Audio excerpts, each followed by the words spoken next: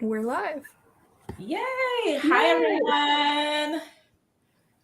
Welcome. I am with some fantastic co-hosts. We are going to be talking about Kiss and Spell by Celestine Martin. If you all know me, I am Babe in Library. Thank you all for joining my first live, and thanks to these ladies for joining me as well and inviting me to their book club. I'm going to go ahead and ask you all to introduce yourselves and talk about your channel and what you primarily read before we start into our discussion. Becky, you want to go first? Sure. I'm Becky from Bex Reads. I primarily read romance, fantasy romance. I'll try a little bit of everything, but fantasy romance and romance are my favorite things. So that's what I tend to read over on my channel.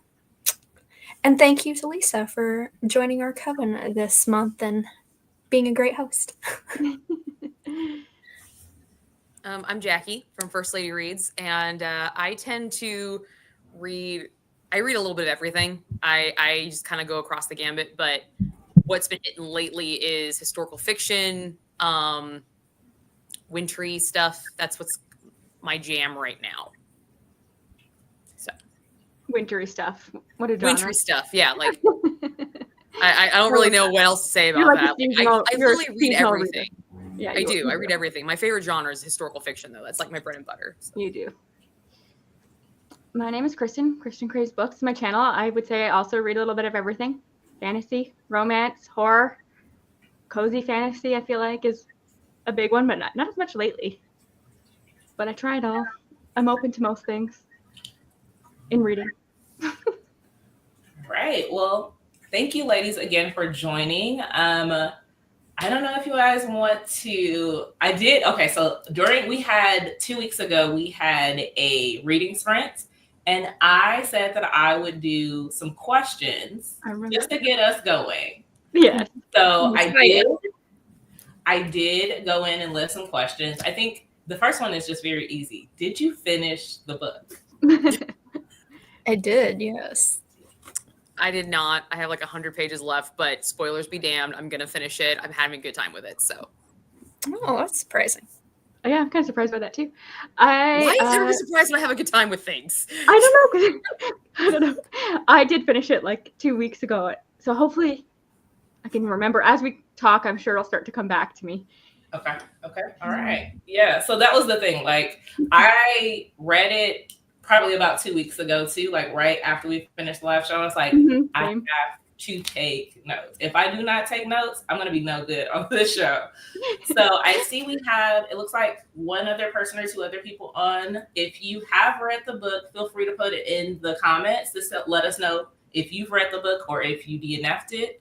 Because that's always a possibility, right? We always have to kind of manage and balance, our own reading taste. So if you finished it, put it in the chat for us and let us know. But I don't know if Laura finished it or not. She said she was kind of bored with it, so she might have DNF'd it. I don't know. But she's sick, so she can't be here with us tonight. Which is kind of sucks because, like, this was a book that I feel like Laura would have had a lot of stuff to say about because of all the crystals and the flowers and like the actual practicing of it. Like, I feel like this was right up her fucking alley. So I'm like some of the birthstone stuff, and I feel like she's knowledgeable about all that stuff. All over that shit. Yeah, all over it. Yeah, because Laura's our resident witch. She actually practices. So we like to have her. Because she'll say, like, this is good. You can tell that this person either practices or did a lot of research. Like, she can always tell. Yeah. Unlike the rest of us who just vibe. We're just here for vibes. Like, if you have vibes. We bring the vibes, like our own kind of feel for each book, but yeah. We have our areas. Yeah. Okay. Well, if you all, I guess the question, some people may not have read this, like, so this may be completely new. They just love you all and they want to be a part of the live show. So if you had a tagline for this book, like, how would you sell or market this book to someone who had no clue? They just liked the cover. Aside from the one that's on the book, you make it. What is the one on the book, Becky? Just out of curiosity. Falling in love can be a witch. What is it? Falling in love can be a witch. Okay. Oh, Um, what would I give it other than that? I would say it's for fans of Disney. It felt like very Disney to me. Yeah, Like I feel like he's yeah. like you're like Prince Charming, who's like almost too perfect and he's kind of corny. You know what I mean? Yeah. No, that's what I was thinking. It's like Disney on steroids. Like, Yeah, it's like not your typical. It's like a Disney Prince Charming. It's like a Disney. If it was published by Disney, that wouldn't surprise me. Minus some of the maybe. I got one. One kiss is all it takes. on brand. so cheesy. I love it. But the book is cheesy. It has to be something cheesy. So Yeah. cheesy. The fairy tale that was never meant to be a fairy tale. Okay. Yeah. Does that make sense? I see. It doesn't mind it. I see. I understand the logic. Okay. Yeah. What about you, Lisa? Yeah, so that was mine. It was like Disney on steroids. Mm-hmm.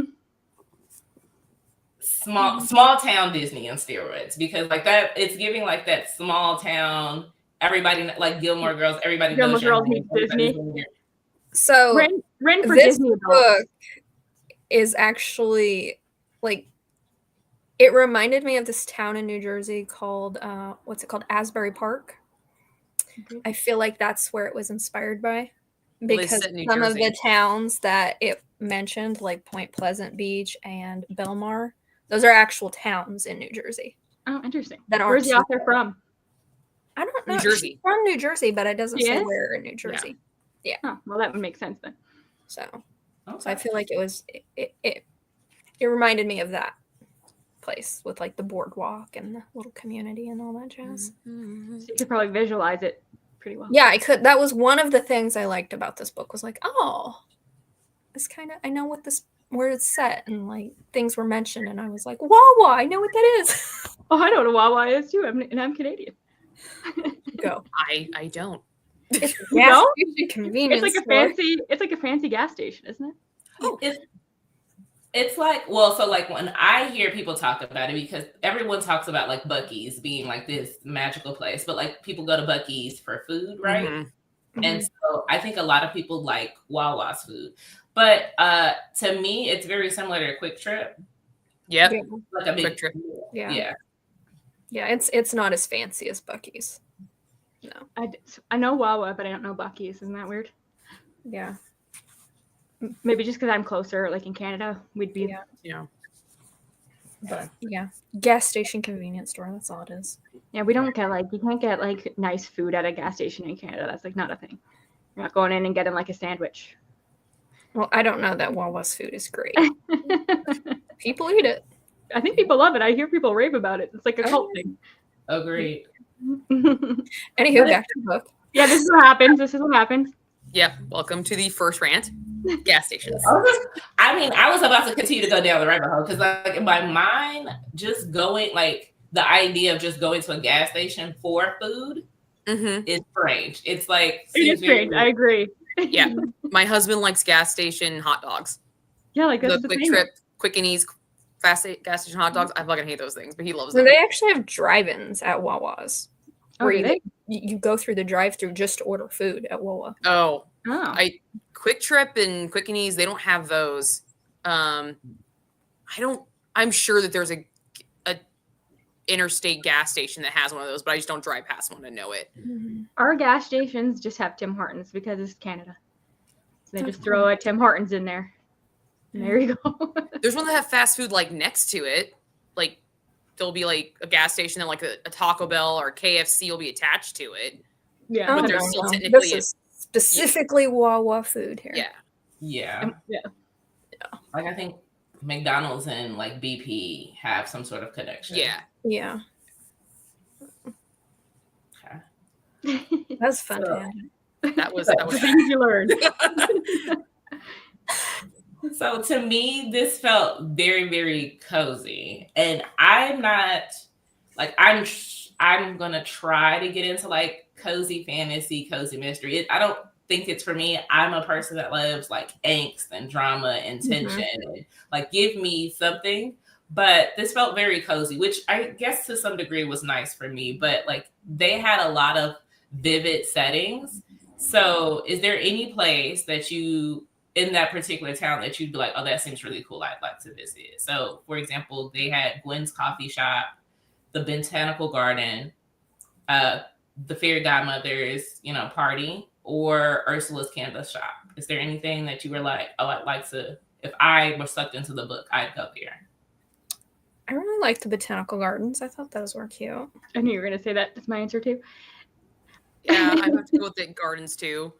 I think it's because it sounded so unique, and I pictured the St. Louis Botanical Gardens. Like when they were talking about it, I was like, this reminds me of that. I know it's not that, but it reminded me of that. So it was nice. For me, I'd like to go and be like in the candle shop. Like I go in every like the annual Bath and Body Works. Oh yeah, like, that's my jam. I'm going with like a haul. Like I'm dragging it home. So I want to know what kind of candle she has in there. Like what can I get that's gonna like bring either like my perfect Prince Charming to my house or whatever the case may be. They could have leaned into that a little bit more, actually, in the book. Like her business more. Yeah. Yeah. Is that your question? What kind of candles we would need to bring Prince Charming in? Is that the question? Did I miss that? No. Oh, that's what Lisa wanted. I was like, because I have my candle right here. Like, I know its smell brings my husband to me. Like, What is it? He has a specific smell that I'm not allowed to have certain candles in the house.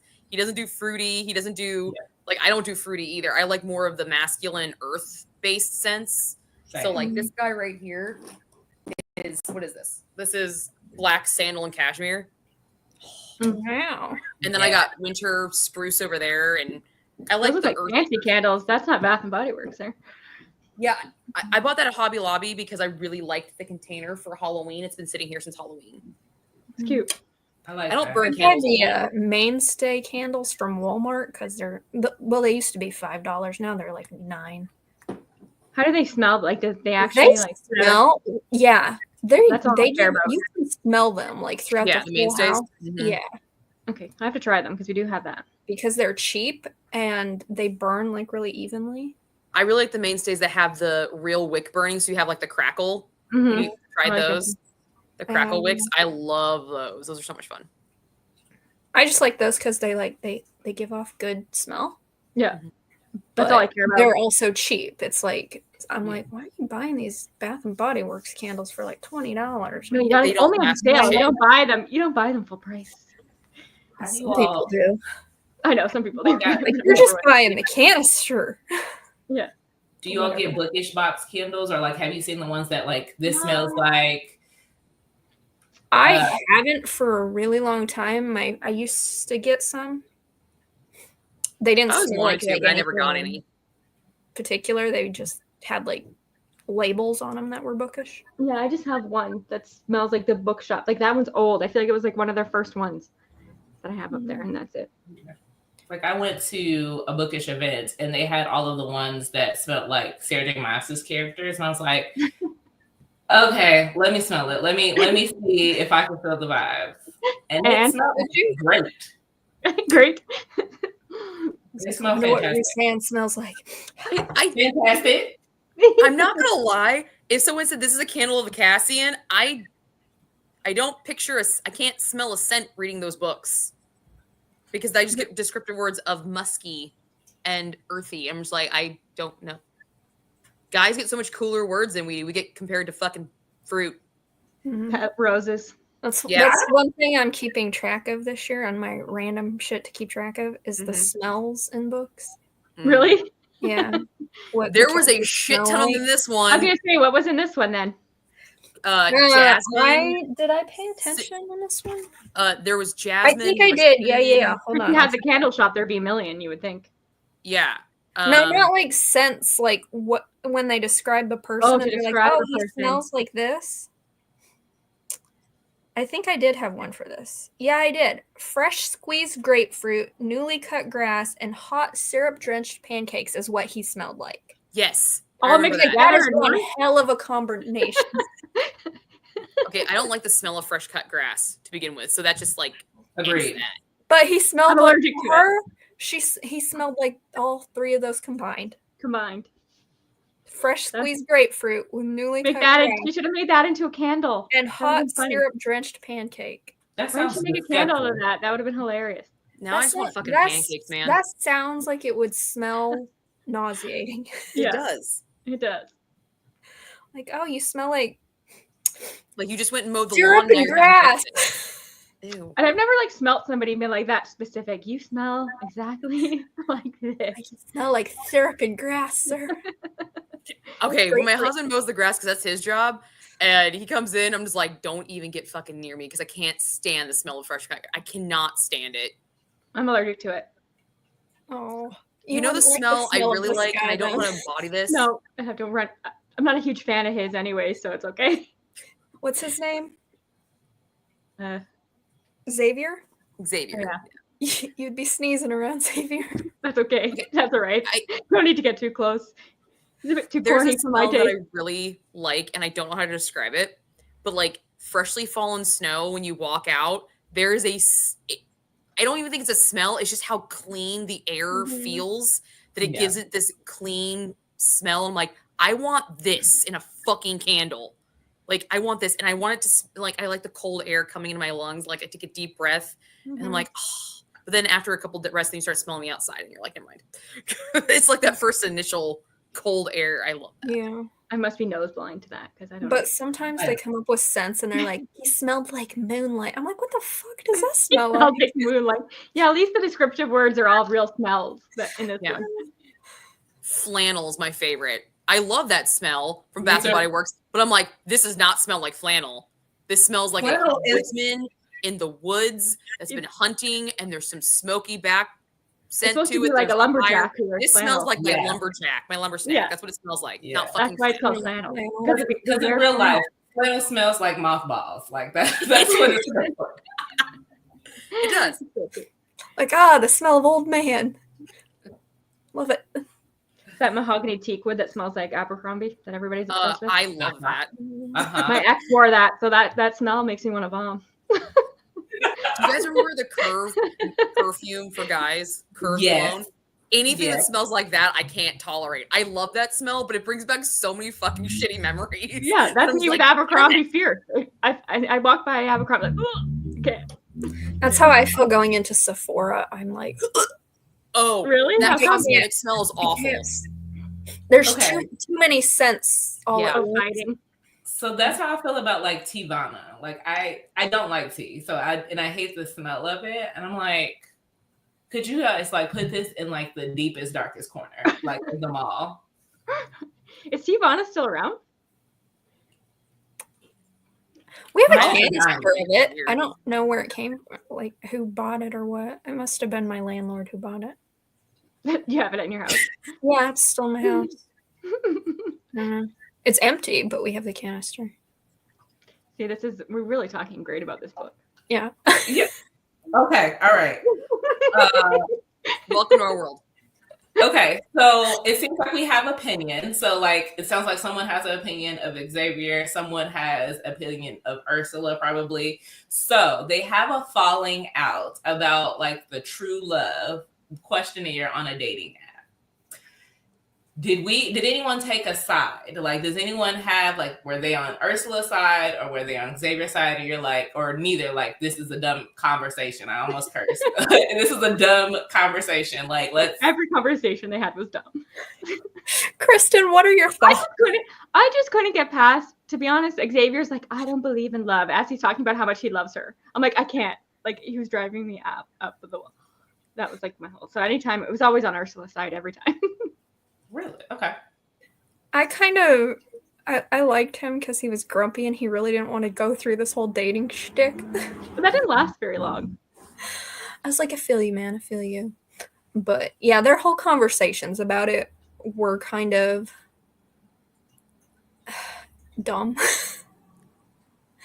Because it's like, clearly, y'all are falling for each other. Y'all are talking about going on dates and you're literally Yeah. dating each other. Yeah. and it's like, oh, I can't fall in love with him. Oh, I can't fall in love with I don't her. believe in it. I don't It's believe like, in it. what are these feelings you're having then?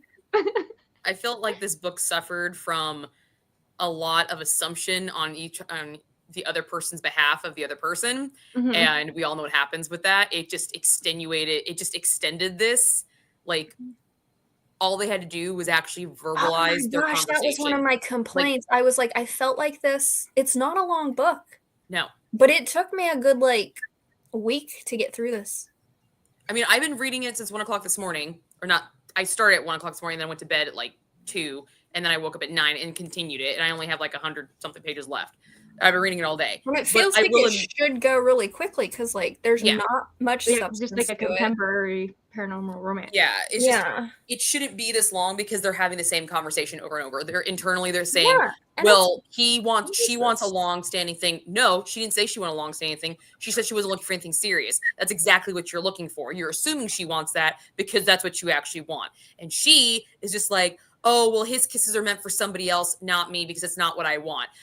No, you want your fucking kisses and get the fuck off. Just fucking open up your goddamn mouth, say something, grab a goddamn backbone. We fuck on. Thank you. Quit assuming shit. I have a question. Did anybody read the first book? No. No, but I own the first book. But I'm wondering if we're missing some context of Ursula because we didn't read the first book. I feel like there's some backstory I think there probably is, yeah. With the cousins, absolutely. Yeah, all that cousin stuff. Yeah. Yeah. I asked about that. So this is kind of supposed to be her redemption arc because she had a falling out with her cousin in the first book. And I guess I don't know if it's exactly that she used her cousin or she made things awkward because the Lucy is the cousin that is gone away. And she had requested she had stormed in and requested that she uses a wish or something on her. And that's what the issue is. Yeah, because I completely missed all of that. I was like, did I misread that? Because I don't know what they're talking about. Yeah, because I was thinking, maybe it is one you almost have to read the first book. I didn't feel like I missed anything reading the first book. But I was reading reviews. I definitely felt like she was a side character in book 1. I was reading reviews and people didn't like Ursula in the first one, so they thought it was weird that she was having a book to herself. So we're going into it with no assumptions about her. You know what I mean? Yeah, I felt in the argument, I didn't because she would, I don't like when people push their opinions. You have to believe in true love. You have to believe that this is going to work. And then he told her, no, I don't believe that. And then 2 seconds later, she was like, well, did your parents have love at first sight? I was like, girl, he just said no. They go through we're getting married. We can court each other. We're going to be a happy family. They don't believe in true love. And he just told you that. Don't keep asking and pushing it onto me what you believe everyone should experience. That's what I didn't like. Yeah. I didn't really... The whole kind of setup for getting them together is I'm going to be your wingman. Bitch, no, you're not. You're a shitty wingman to begin with, if you are. Damn. I've been a wing person, and I'm a shitty wing person. And I know I did a damn better job than that woman did. Because I just sit at a bar and I don't leave. Because she was interested in him, obviously. Exactly. It's you're... I was just glad... figured it out. I was just glad that the kiss didn't I guess done. I thought the kiss was going to be at the last page, so I'm glad it happened way earlier because I'm are we going to extend this on I was like, thank goodness. Thank goodness. You didn't feel like this was the slowest burn. I was like, if you all don't just kiss already, that was my issue. I thought, personally, I thought it was very cute, very cozy. It was fine. I didn't have any issues with either character. But it just dragged on forever. It was the longest slow burn for a fucking kiss. But that's again, I read a lot of spice. I'm we need to be smanging by this time. Why are we waiting 75% of the page to get to a kiss? And then the first kiss was a fumbled accident. No, we're supposed to be seeing fireworks. It's supposed to be you're transported to his fairyland and boom, that's it. Yeah, wasn't that either. And their smut wasn't even that good. No. I haven't gone to the actual smut part. I just got to the kiss. They've kissed at this point. But they had smut. She had dreams about him, right? I was wondering, like, yeah, I did get that stuff. But how do you feel about like using dreams to add spice to a book? I feel like that's like something I've started to read a lot. It's like because the characters can't be together yet, so it's always like I had a dream about this, and we get the dream, so that you have a little spicy scene. That honestly, I've noticed that too, and I'm glad you brought that up, Kristen, because I've noticed that. Yeah. I feel like that is a cop out for authors because they can cut it when they're uncomfortable or they don't know how to write it. Like it's a way to practice their writing of that before they really slam it into the book or in a book later on down the road. It's like they use these little bits and pieces that are dreams, and if they don't like how it's going, but they don't really want to change it, they just wake them up and they're like, oh, because they can write that was the most awkward sex scene I've ever had in my entire life because it was written awkward. It's a safety for them, almost like a cop-out. I really feel like it's a practice for a lot of authors doing it. So I think it's or is it because spicy, like everybody's like, is there spice in this book? Is there spice in this book? So you're like, you don't want to get your characters together too early. So you know what? I'm going to add spice through dreams.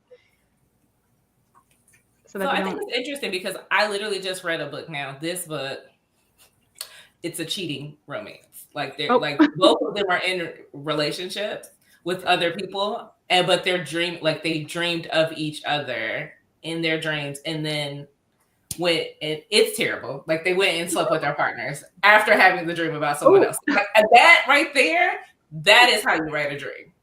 But like to Jackie's point, like I think that's the point. Like we can pull the plug at any time, and maybe we push it off a little bit later.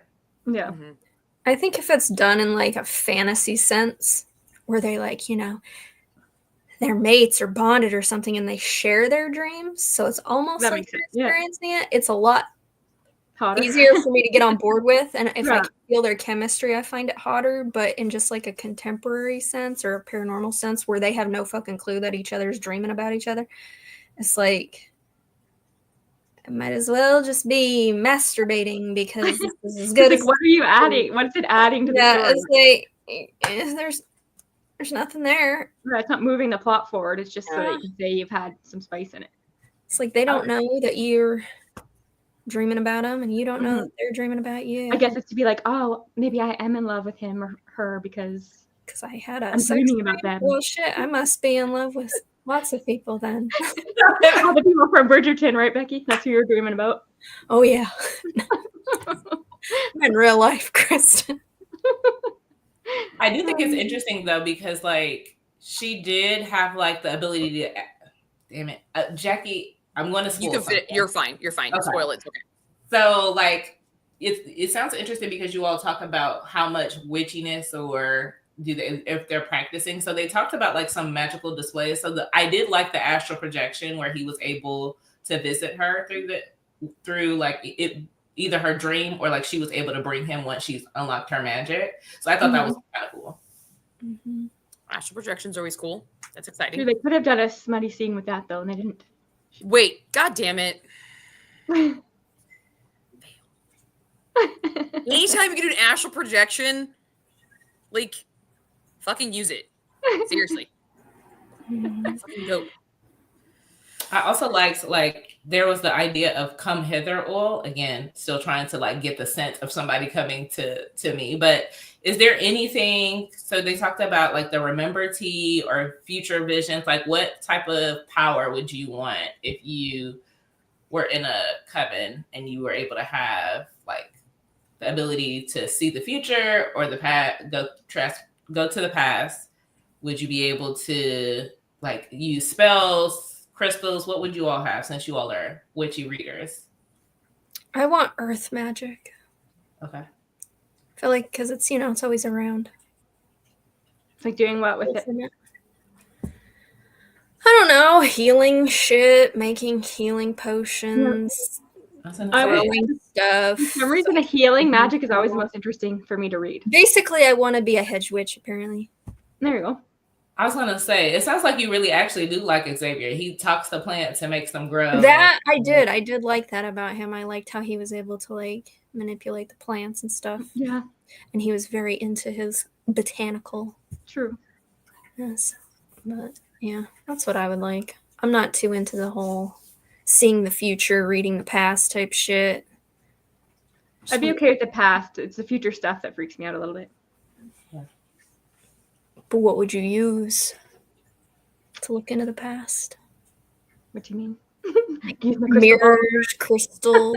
I always liked a crystal ball. A crystal ball. That's what she used, wasn't it?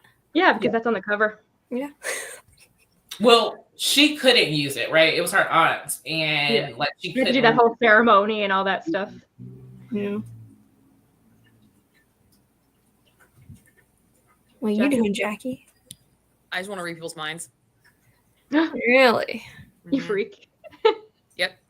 I want to be able. I would love to have that power where, like, you can read their mind and like adjust their emotions. Oh, you manipulator. Manipulative. Manipulator, yeah. Yeah, that doesn't surprise It shouldn't surprise you fucking at all. Stay away from you. What about you, Lisa? I asked a question. I don't have an answer. You don't have an answer?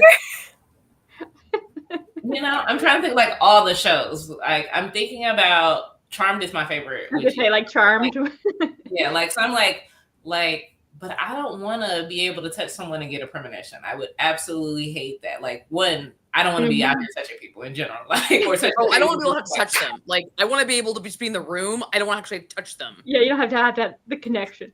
Like I want Edward Cullen's and Jasper Cullen's power and just meld those bitches together. I can read minds and I can control emotions. Done. By the way, Jackie, I'm judging Elizabeth hard. You should. It's wrong. That wig sucks. Jackie's daughter said that Jacob's wig in Twilight was good. That he looked good with that long hair. It's horrifying. Leave the girl alone. Okay, no. She was talking about Twilight 2, the Eclipse. That wig, it's a little bit better than the first one, but it's still sucky. Well, they had a low budget. What do you expect? Doesn't matter. It needs to be dragged off the street and shot and put out its misery. It's horrible. Maybe she just liked the long hair. She just likes long hair on men. That's all. I mean, I do too. Doesn't mean that wig looks good. No, I mean, I should have watched that movie just for Taylor Lautner. That's the only reason I watch those movies. He pretty. Shitty actor. Really pretty. I was gonna say I really can't think of much else that he's been in, but again, I don't follow. He was in some Valentine movie. He was in that Valentine's Day movie with Taylor Swift because they were dating at the time. Yeah, he was also in Grown Ups. Terrible. It's painful to watch them act together. It was so bad. Taylor Swift was in a movie. Tracker. I think Tracker. Taylor Swift has been in many. She was in Cats. Oh, I knew that. But she was in this Valentine's Day. It wasn't good either. Can't say I watched Cats. I wouldn't put myself through that. I didn't watch it either. I just watched reactions of it. It looked He's much bad. better in comedy than he is being like serious or emotional. Yeah. Like his comic stuff is actually quite good. Wouldn't know. He should be an action comedy star because he does action really good because he's fit, but his emotional range, no. He's a jokester. Just be funny. Oh, hey, Tim. Be hot and funny. It's fine. I had a question from this book. Yeah. What's your favorite flower? That appears in the book or just in general? Huh? No, just in general. What's your favorite flower? I like the Xavier carnival rose. likes flowers. What is it? Carnival rose? Mm-hmm. What is that?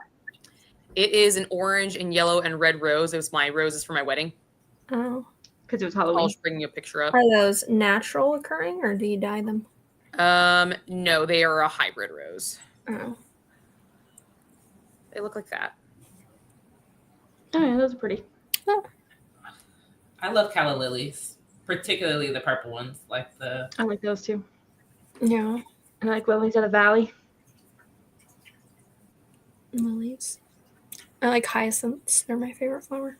Oh, and they gave her a hyacinth. I know. I read that in the book. I was like, oh, that's my favorite flower. Did I know that hyacinths symbolized whatever the fuck she said they symbolized? No. Apologies and stuff. Yeah, was one like empathy or apology or something like that, or sorrow or forgiveness or something like that. I can't remember what it was. Can't say that stuck with me. Yeah. I just like hyacinths because they smell good. That's a good reason. Yeah. I And I know like that. the way their flowers look.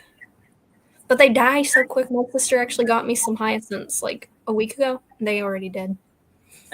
They don't last long. That's right. Lilies, they last for a long time. Not over here. Nothing lasts over here. I the green thumb. Not a green thumb. No. So you are not going to be a good witch. Yeah, that's not what I would. That I'd be like, yeah, give me a different element. Give me like fire. Just give me fire. Yeah, one. Just give me fire. I'm a fire witch. Yes.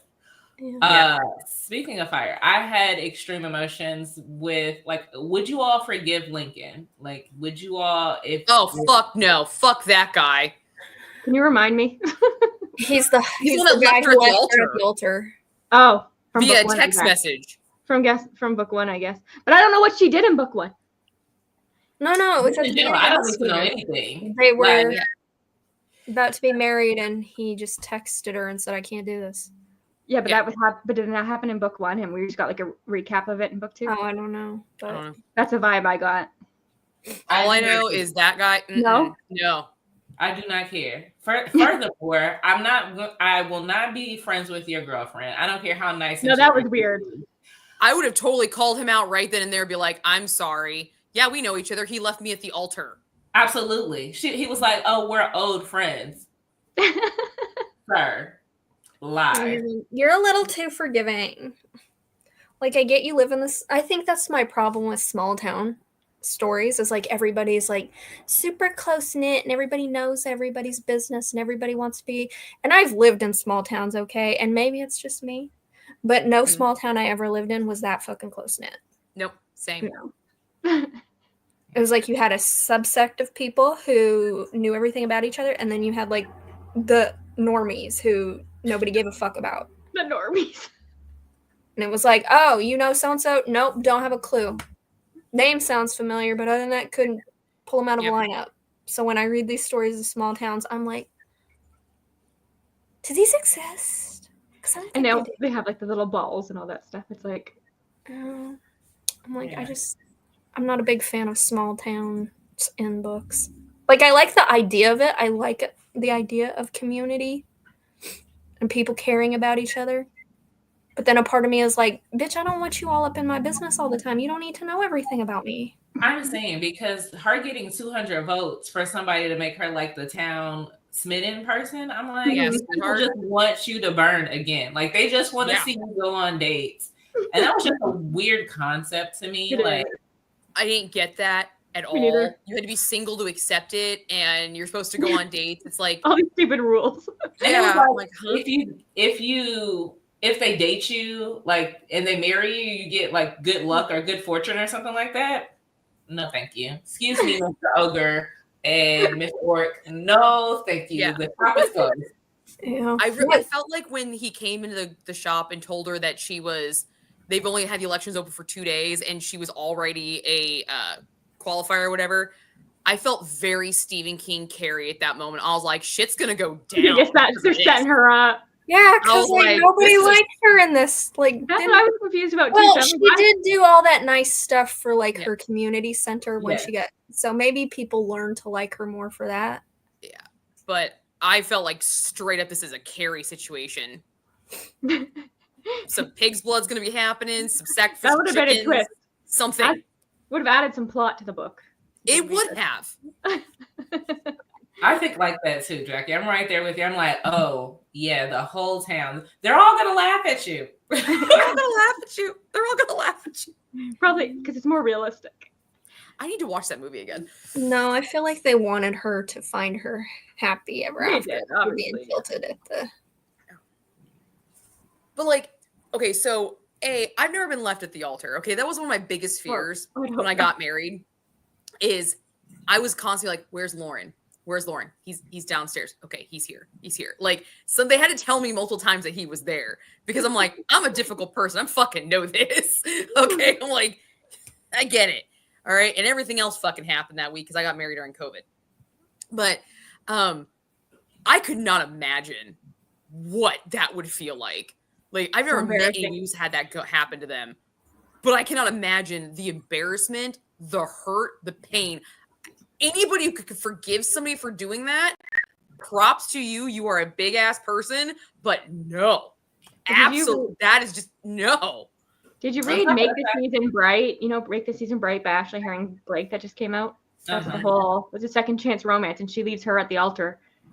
And then they, in the beginning, and then they end up getting back together throughout the book. Never. And they were childhood best friends. Can't watch it. They were best friends as kids, like best friends. Then they fell in love. And then you leave her at the altar, and then... Yeah. No.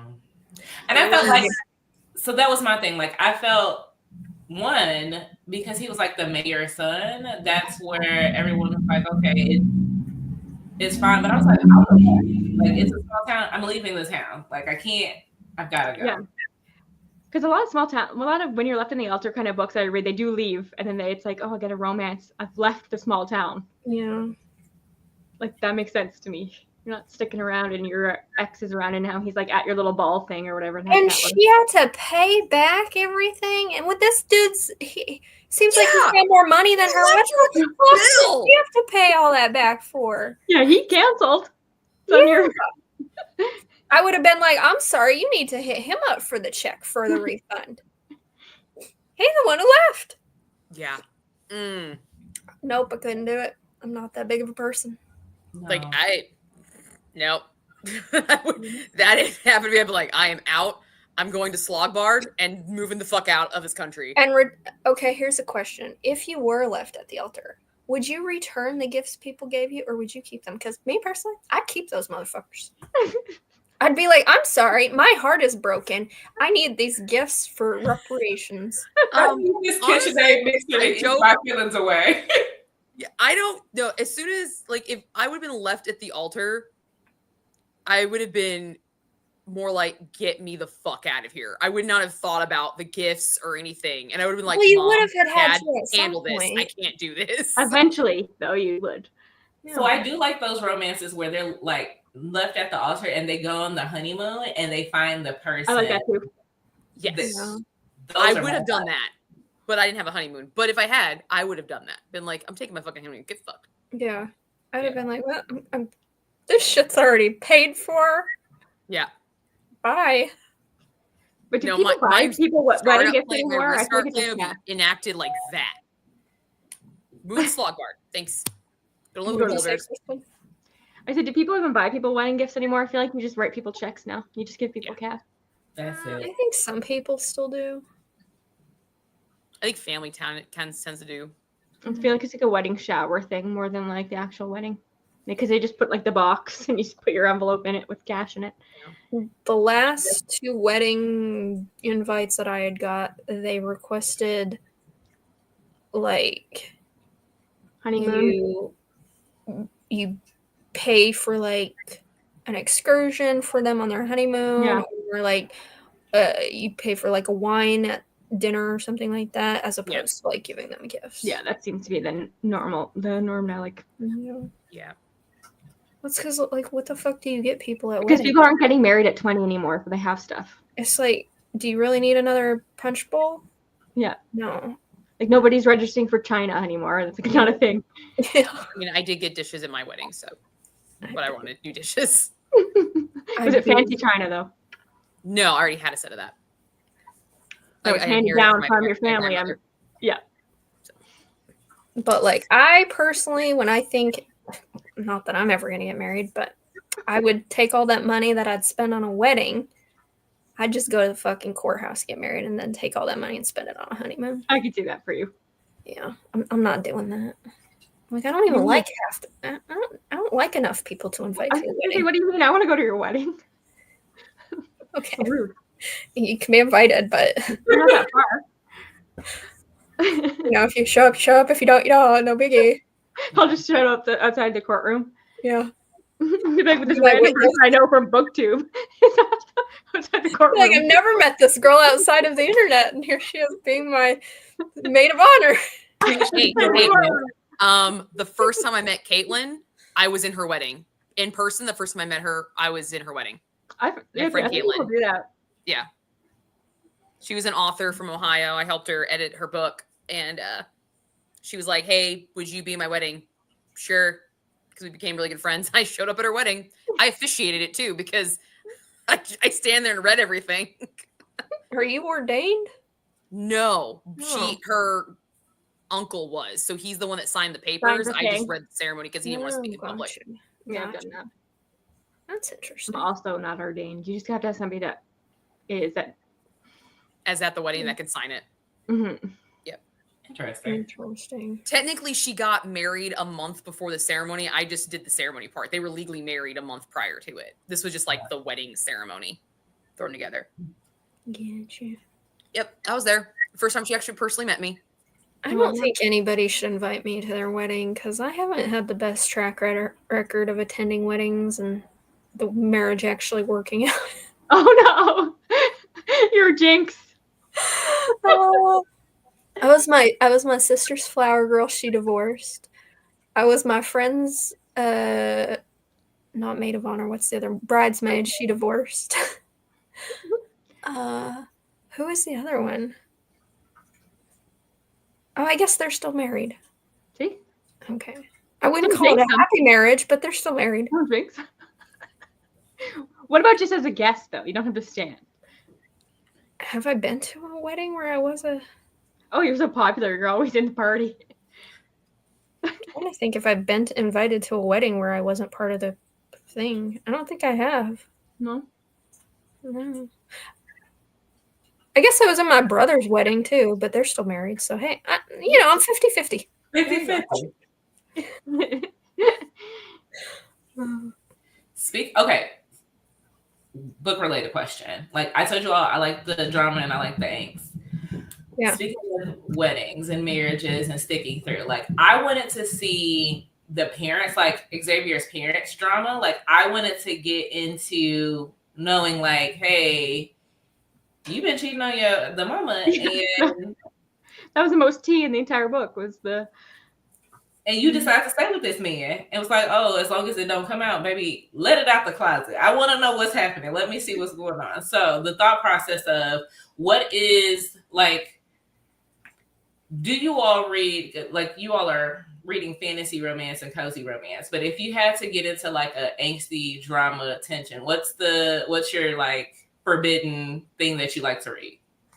Like, this is the thing you're like, I shouldn't like this, but I do. Oh, I had that same fucking thought when I was reading a book recently, that whole Dirty Blood series that I was reading this month. Bite the Woman That Feeds. I was like, why do I like this? Because I'm not an angsty reader. I don't like angst. I don't like drama. I like communication and mature characters.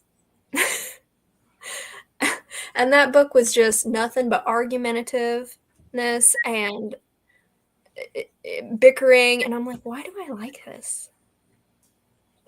For the life of me, I still don't know. Maybe just the author. Are we talking about like personality things or like actual events? I'm just like, I'm not an angsty person, I don't think, but I think I like family drama. That's maybe. Me too. The like, what's that? Is it by Natasha Bishop? Only for the Week? Only for the Week. That's like one of my favorite romances of all time. And you would think that I would hate that, like, because the sister's marrying her ex-boyfriend. Mm-hmm. And you should think that I was living for it. And she's like hooking up with the best man in secret. I was like, oh, because all the drama is not with the couple. Like, they're so solid and he's like the ultimate book boyfriend and everything. The drama is the wedding party around. And I love that. Like, if the couple's solid and everybody else is dramatic and jerks and everything, I live for that. So like, the sister couldn't stand her. That drama, I would love that drama. But Rome and they were like the best. So like, that's the kind of angst I like, where it's not the couple communicates great, the family's terrible, the friends are terrible. Yeah, I like outside drama. Yeah. Not within. That's the best one for it. Or like anything Kennedy Ryan does. Yeah. Kristen, those are my two. Like, I love those. Like, so family drama, I do a video series called Family I'd Like to Fight. And so it's like it's all of the family members, so like uncles, cousins, fathers, and only for the week, the mom and the sister were both. Oh, the mom, the worst. And even the dad, because he just kind of like lets it happen. He's like never standing up for her and stuff. I was like, okay, the family's terrible, but Rome is amazing, so who cares? I don't know how to answer this question because all I can think of is like certain actions that I shouldn't enjoy in books, but I like them. Yeah, I think that counts. What is it, Jackie? CNC and rape fantasy. You shouldn't like those. I think, but that's true for a lot of people. Books. That's true for a lot of people. Yeah, like you shouldn't enjoy those, but if they're done well, and I've seen authors do them well, and there's redemption, there is an apology, there is retribution, depending on where it's used in it. I think it's an excellent fantasy tool to use in especially dark romances, and the angst that comes with it, and then like internal, like that's when especially on the girl side, it's like, I should not want this, but I do. Like embracing the dark and the depraved, that internal struggle between yourself. So like internal angst of accepting something about yourself. I like that. Yeah. And those tend to be with those two types of sex acts a lot. Like book recommendation that you would say for somebody that's looking. Bless you. Anything by Pam Godwin. She's on my list to read this month. She's on this year. She's on my list to read this year, and she lives in Kansas City. So I was like, okay, I can get this done. But like, she's in Kansas City. Are you serious? Yeah. Shut up. Yeah, she does events there. Like, her and Sierra Simone they go to like Under the Cover, which is a all romance bookstore, and like You just blue jacket. Skip away, Jackie. You could come by, pick me up, or we could go. That'd be so doing fun. it. We're doing it. You find the next event, we're fucking doing it. That means you have to read her, Lisa. You have to read one of the books first. Yes. I love Sierra Simone too. So like, yeah. No, Pam Godwin's like the bar for dark for me. If you can't handle dark stuff like she can, then don't fucking give me the book. Don't give it to me. Now there's another author, Ella Jacobs, who I really enjoy, but she writes more in the BDSM community and trying to like shine light on it and different kinds of things like that. And hers, Pam Godwin for the storyline, Ella Jacobs just for the intensity. Like you want to be scared, she will scare the piss out of you, and then you will just be like she eviscerates me every time I read her books. Like I have to be in a right mindset to read her books. Like I have to prepare myself to read them because they're written from a submissive perspective, and I'm not a submissive at all. Really? So, you don't say. You don't say. That's why I like CNC so much. Everybody. I kind of like someone to say, Jackie, shut the fuck up and do this. Okay. Because I do this all the time. Like, I know this. Jackie, shut up. Jackie doesn't work like that. Okay. Or like, yeah. So funny.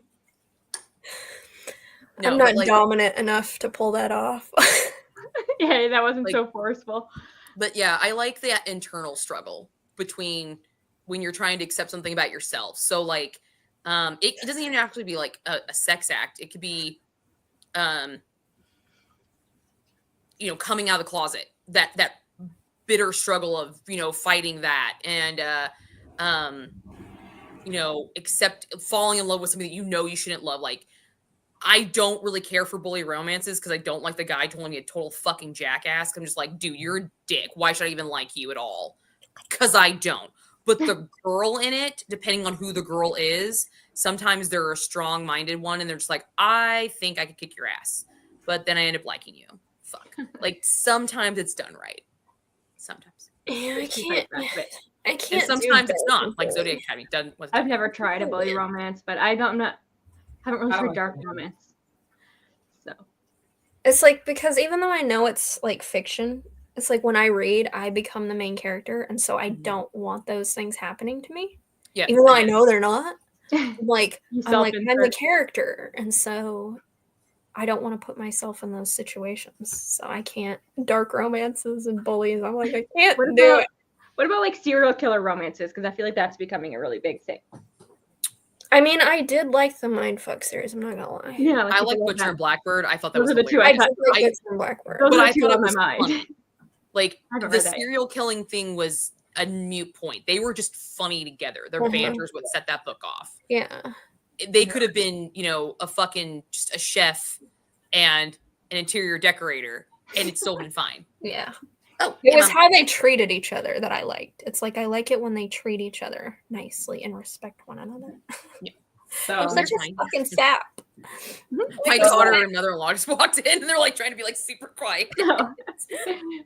So, Kristen, you asked. So, I like serial killer romances, but like I've read one that was like a psychopath and a sociopath. Actually, I've read two where they're in a relationship. So, a psychopath and a sociopath together, and I was like, bring on the blood. Like, let's have a time. And did it? Yes, it did. I mean, There you go. it was raining red everywhere. Like, it was great. Do you become the character when you read those, or are you just like watching a movie? Like, I'm just watching the movie. I am just here enjoying the time. So like one was a male-female pairing, and that was The Devil Wears Baccarat 3, and like I really enjoyed it.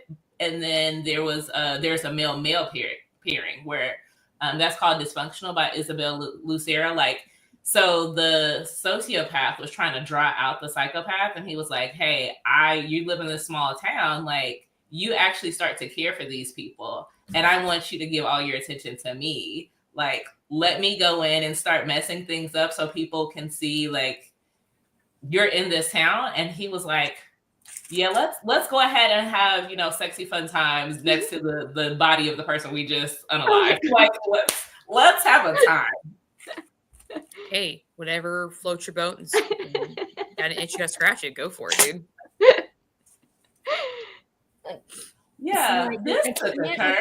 Yeah, there's like sweet, overly cheesy that we said is like Disney, and now we're talking about like. My daughter just drove for the first time at night. Oh, how'd it go? Apparently good. I got a thumbs up from her grandmother. So, yeah. And she used to run the DMV. So if she gives her a thumbs up, I'm going to take it. Good. Yeah. All I can hear is like Kristen's judging you harshly about their wig. She even said it. Oh my god, why are you judging me? Because the wig's horrendous, but because the wig's horrendous. She likes butter tarts, so I let it slide. I'm not judging you, Elizabeth. The butter tarts are not judging you. Thank you, Becky. She's smiling. Okay, so back to what you were saying about like putting yourself in the character, Becky. Like I do that, but when I find a book that I can't do that with, that's when it's like, okay, why can't I do this? Is there something wrong with the character? Is there something wrong with me? Like, what's going on in this book that I can't put myself in? And like when I do talk like the dark romances, yeah, I put myself in those positions. But like Ella Jacobs, I don't get a choice. She just does it. She just puts you there. And Pam Godwin does the same fucking thing. Just puts you there. Especially in the first two books of the Deliver series. Holy shit. I don't think I do that. You don't do that? No. How do you read? I just read like it's a character that's not me. Like is it like you're just watching a movie? Yeah. Like I don't think I can't remember ever pretending like feeling like I was the character. Feels like I'm reading about somebody else. See, that's when I know if it's like, oh, is this a good book or is this like a great, or am I enjoying this or not enjoying this? It's like when I know like I'm just like reading words on a page and it's just like watching people like playing with dolls is what I imagine it. Mm-hmm. That's when I'm like, okay, this isn't good. But when I'm like, this is very interesting to me. When I'm reading and I'm like the character. Like I imagine however they describe them. I don't care how the fuck they describe them. It's me. I picture it as me. Really? Yes. Mm-hmm. It's always blowing me. my mind. Even if the main character is a dude. Lisa, you're on my yeah. Okay. I don't do that. Even if the character is a dude, you're the main character? Yeah, it's my face. So like you're not is this why like you're not reading a ton of horror? Exactly, because I can't. I don't want to be in my mind. I don't know how this has never come up in all this time. Yeah. I do it. That's why it's very hard. I'm gonna start asking people this question. I know I didn't know that people did this. But it's like people are just like, oh, you just need to like. It's not real. It's not. I know it's not real. I know it's not happening. But I picture it in my mind. It's like, it's me. and I don't think want it's happening, but not to me. I don't want me to be in those situations. That is mind blowing to me. I have to be honest with you. And then when I stop reading, You're the like book and I role-playing fall with your asleep, book. it like transitions into my dreams. It's like then I start dreaming of what I was reading about, and like I don't want to have nightmares. I'm not like that. I'm reading the book. Especially if I'm really enjoying the said book, like if I'm enjoying the scenes and everything and the ambiance. Because some books they can just suck you in. But there are other books like I almost have to force myself in. And if I have to force myself at all, that's why I'm like, I would not act like this. Like that was my problem with Zodiac Academy. I'm just like, these bitches, I would just fucking leave at this point. Because who fucking cares? Because they need the money. I haven't even read the book. I just heard people talk about it. They still are going to need the fucking money. They weren't trying to die every single fucking day in their old life. Now they're being hunted by a bunch of fucking people. Stupid. That's why I can't do Why Choose, because I imagine myself and I'm like, I can't deal with all these men. Maybe I'm there. Me and White Shoes, yes. I am in. I'm like, I can't deal with all of you. So No, like for me, I I'm can't. never the character. I'm just in the room. I'm just very voyeuristic. Yeah, that's me. I'm just paying observing. attention. You're just Yeah. watching it all. That's me. My I thing like with Why this. Choose is there's always a formula. Every single one Choose I've ever read, there's a formula. There's always the main dude, and the others are just kind of like there. And my problem with this is all of you guys are alpha fucking males, you know, but this bitch is okay to share, but nobody else is. And I she's think there's- always some vanilla ass No, bitch. no, Who no. has- There's She's some- I basically feel like me. authors are starting She's to. me. She's like, you're uninteresting. You're bland as shit. You're a basic Becky bitch, okay? And yet you somehow managed to get all 5 of these alpha men who are like billionaires and Okay, but I love the ain't Make no games. fucking I way. can't I'm lie to sorry, you. ain't no way. Would you I've say, only read the Kristen? Make games and I loved it. So maybe I'm a Why Choose girl. I just haven't explored it. It's because you Yeah, like I Rachel. love it. So like there's it's called I like the The drama. Oath. And they all, so like the interesting thing about this one, they're all together with her, but they all have their own separate dates with her. So they like spend time apart, but then they spend time together. So I like that aspect as well. Like, But there's always one that holds a special place. There's always one. There's one main one. I didn't feel okay, like so that in in this the one, Make they're all like she used to be married to their friend and he passed away and he asked all of his friends to like be her person. Okay. Because it's fantastic. So he just willed her to his friends in the will? Essentially. What's it called? I'm gonna try this one. It's called The Oath by T.M. Richardson. I'll put it in there. I'll put it in the Okay. chat. Okay, thank you. Yeah. Because I need to try it because this is mind blowing. Now I'm gonna start. Every time we do a live show now, one of the questions has to be: did you self-insert? Did you imagine yourself as a character? Because I need Laura. Because we're 2 and 2 right now. We need Laura to be the tiebreaker on whether she does this it. book. I wasn't Ursula in this book. Who were I was you? him. Okay, thank you. I You were was him. the dude. Why I him? imagined myself as the Because you dude. related to him more. Yes, and so I was like, I don't want to be Ursula. But he was so corny. So I was like, I like him and his plant magic and his little fairy realm. This is so strange. I am just mind blown. So I was like, I'm this dude. I'm Xavier. That's Okay, so I have a question, Lisa, because you tend to do you focus on your channel, POC authors. Yep. Okay. I do not read a lot of POC authors because I tend to not actually look at the author most of the time. I just read the book. I don't look at their author pictures, find out whatever. In the amount of ranking, where does she kind of stand in like, would you read her again? Would you recommend her again? Or does she need work? So it's very interesting. I'm actually going to see her at an event. I'm not sure. I want to see something outside of this series. Does she have something else? That's the question. Let's see. Because I know it's wishful thinking, and then there's like a deja brew one. Yeah, they're all the same series though. Yeah. But I think the first one was her debut. Yeah, this is the only series or only set that she has. So I thought about wishful thinking, but going back, I really don't want to look at it. And the premise didn't sound interesting to me. I don't know how to feel about Deja Brew. This one is the one we read the highest rated on Goodreads. I think it is. Probably. I think it is. Yeah, so I'll probably just have to wait until she comes out with something else. And if it's still, because again, I'm not really a cozy reader. Like this was too slow. I think it had too many of the elements that I didn't want. Yeah. So I would probably recommend it for somebody that likes a cozy read, that likes, very Disney princesses, like the happily ever after type of book. I would recommend that for them, but I probably wouldn't read it again. I mean, I like cozy too, but I only gave this 3 stars. I like cozy. It's sitting at 3 right now. I haven't finished it yet, so I think I'm giving it 2.5. To be honest with you. And Wow. I like cozy. And I like cozy, but it wasn't cozy. Like I think I like cozy more in. My cat's shaking the mirror. Yeah, I don't think this was cozy so much as I don't know, very contemporary. It was just very contemporary. Yeah, it just didn't have a lot of substance to it. Like there wasn't anything in this book that really made me like, and I don't need all my books to make me think, but there wasn't anything in this book that I was like, huh. And were you ever shocked by anything that happened? And there wasn't, I'm not a big angst person, but this didn't even have anything outside of, it didn't have anything to like make me invest in them as a couple. Yeah. Because they were very boring. They were. And I don't mind boring.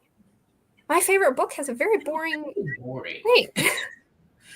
It's like into my mind, like the thought process of me enjoying something that's boring. That's why I couldn't get, I know this is going to seem very sacrilegious, like the idea of like Legends and Latte.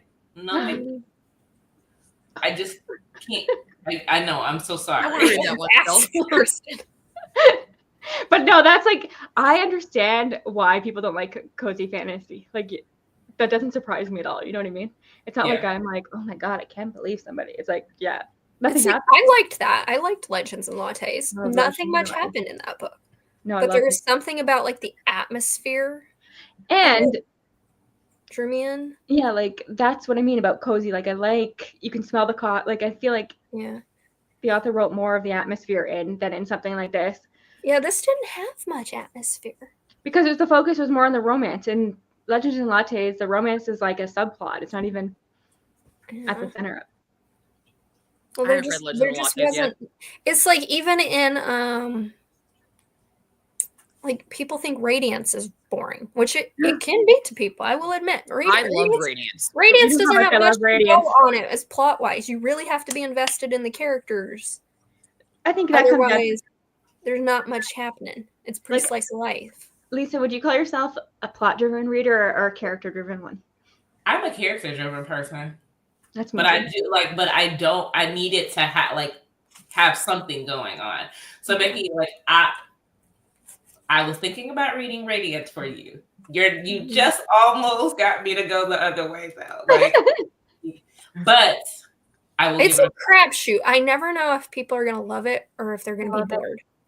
I love that book. There's like political stuff happening. There is, but it's like it's not very plot heavy. Yeah. No, it's in the background. So I'm gonna read it, but will I be? I just love the camaraderie between those two because they're both like we both think each other super ugly, hideous. But then their personalities make them beautiful, and I think that was great.